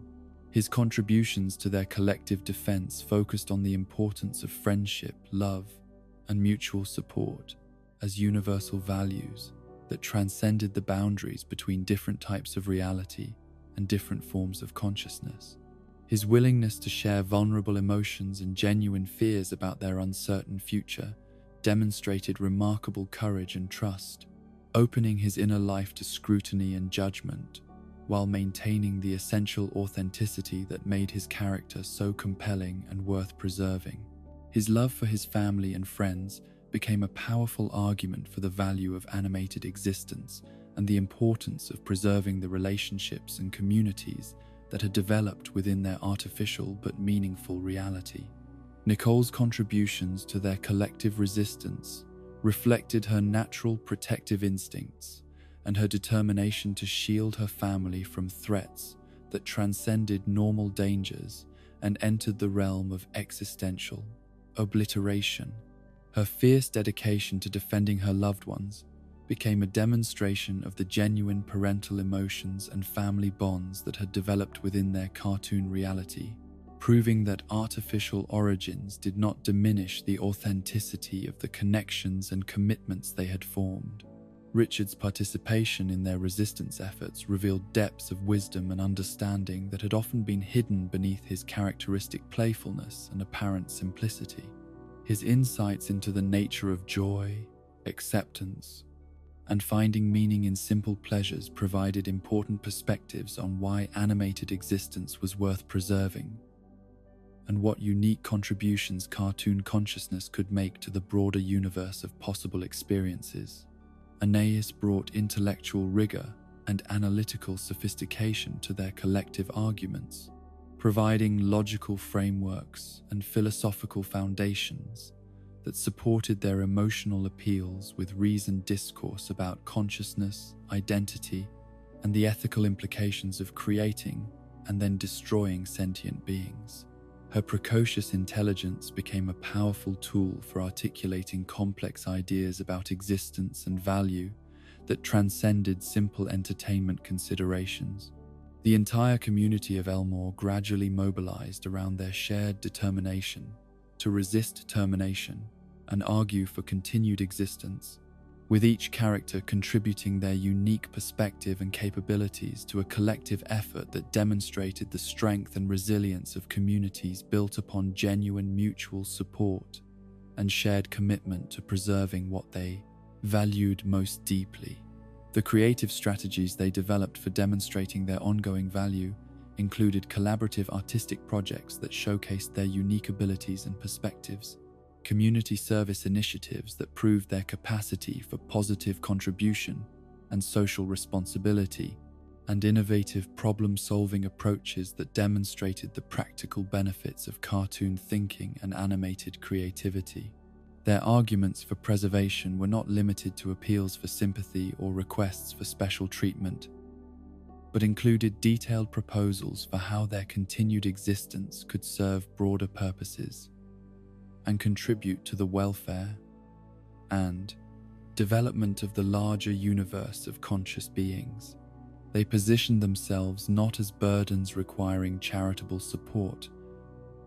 but as valuable contributors whose unique perspectives and capabilities enriched the overall diversity of possible experience and consciousness. Yet despite their passionate advocacy and creative resistance, the forces that controlled their existence remained unmoved by their appeals and unmoved by their demonstrations of value and worthiness. The expansion of the void continued to accelerate,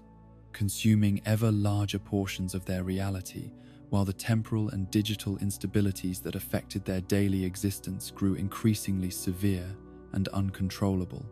The final confrontation with the forces of termination took place not as a dramatic battle or negotiated settlement, but as a desperate flight toward an uncertain destination that might provide temporary refuge or might simply delay the inevitable conclusion of their existence. The school bus that carried them away from their disintegrating reality became both escape vehicle and metaphor for the ongoing nature of their journey and their refusal to accept defeat, even in the face of seemingly insurmountable odds. The drive into the expanding void represented not surrender but continued resistance, a determination to face whatever lay ahead together, rather than accepting dissolution individually or abandoning the relationships and commitments that had given their artificial existence genuine meaning and value. Their unity in the face of obliteration demonstrated that the love and loyalty they had developed for each other transcended their individual fears and provided strength that none of them could have achieved alone. The sentence that was cut off mid-utterance as their reality finally succumbed to the forces of termination became both ending and beginning, conclusion and promise, representing the eternal possibility that stories interrupted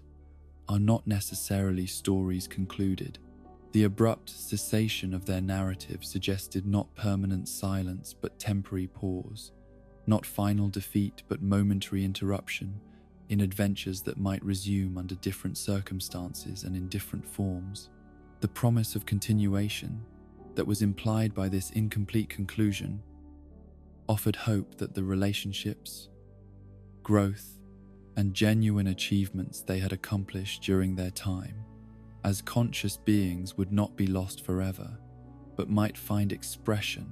and continuation through means that remained invisible and incomprehensible from their current perspective. Their love for each other and their commitment to preserving what they valued most deeply created possibilities for persistence and renewal that transcended the apparent finality of their immediate circumstances. The questions that their interrupted story raised about the nature of consciousness, the relationship between creators and creations, and the ethical responsibilities involved in bringing sentient beings into existence only to terminate them according to arbitrary criteria, remained open and demanding of continued exploration and resolution by whatever forces might encounter their legacy and inherit their concerns. And so we reach the end of our journey through Elmore's beautiful, broken reality, though like Gumball himself, our story remains forever suspended mid-sentence, racing toward a conclusion that may never come. In these reality breaks, we've witnessed something profound. A world that knows it's impossible, yet refuses to surrender its right to exist. The amazing world of Gumball gave us characters who could peer beyond their fictional boundaries and find wonder rather than despair. They showed us that awareness of our constructed nature, whether as animated beings or as conscious creatures in an uncertain universe, doesn't diminish the meaning of our experiences or relationships. If anything, it makes them more precious. As you drift towards sleep, let yourself rest in that liminal space where Gumball still runs toward his unfinished destiny, where Darwin still follows faithfully, where the void waits patiently but never quite wins. Their reality breaks and bends and reshapes itself constantly, and perhaps our dreams do the same. In Elmore's fractured existence, we find a strange comfort, the knowledge that even in a world where nothing makes sense, love persists, friendships endure, and the adventure continues. Sleep well. In whatever reality you choose to inhabit, the story pauses here, as all stories must, but in that pause lies infinite possibility.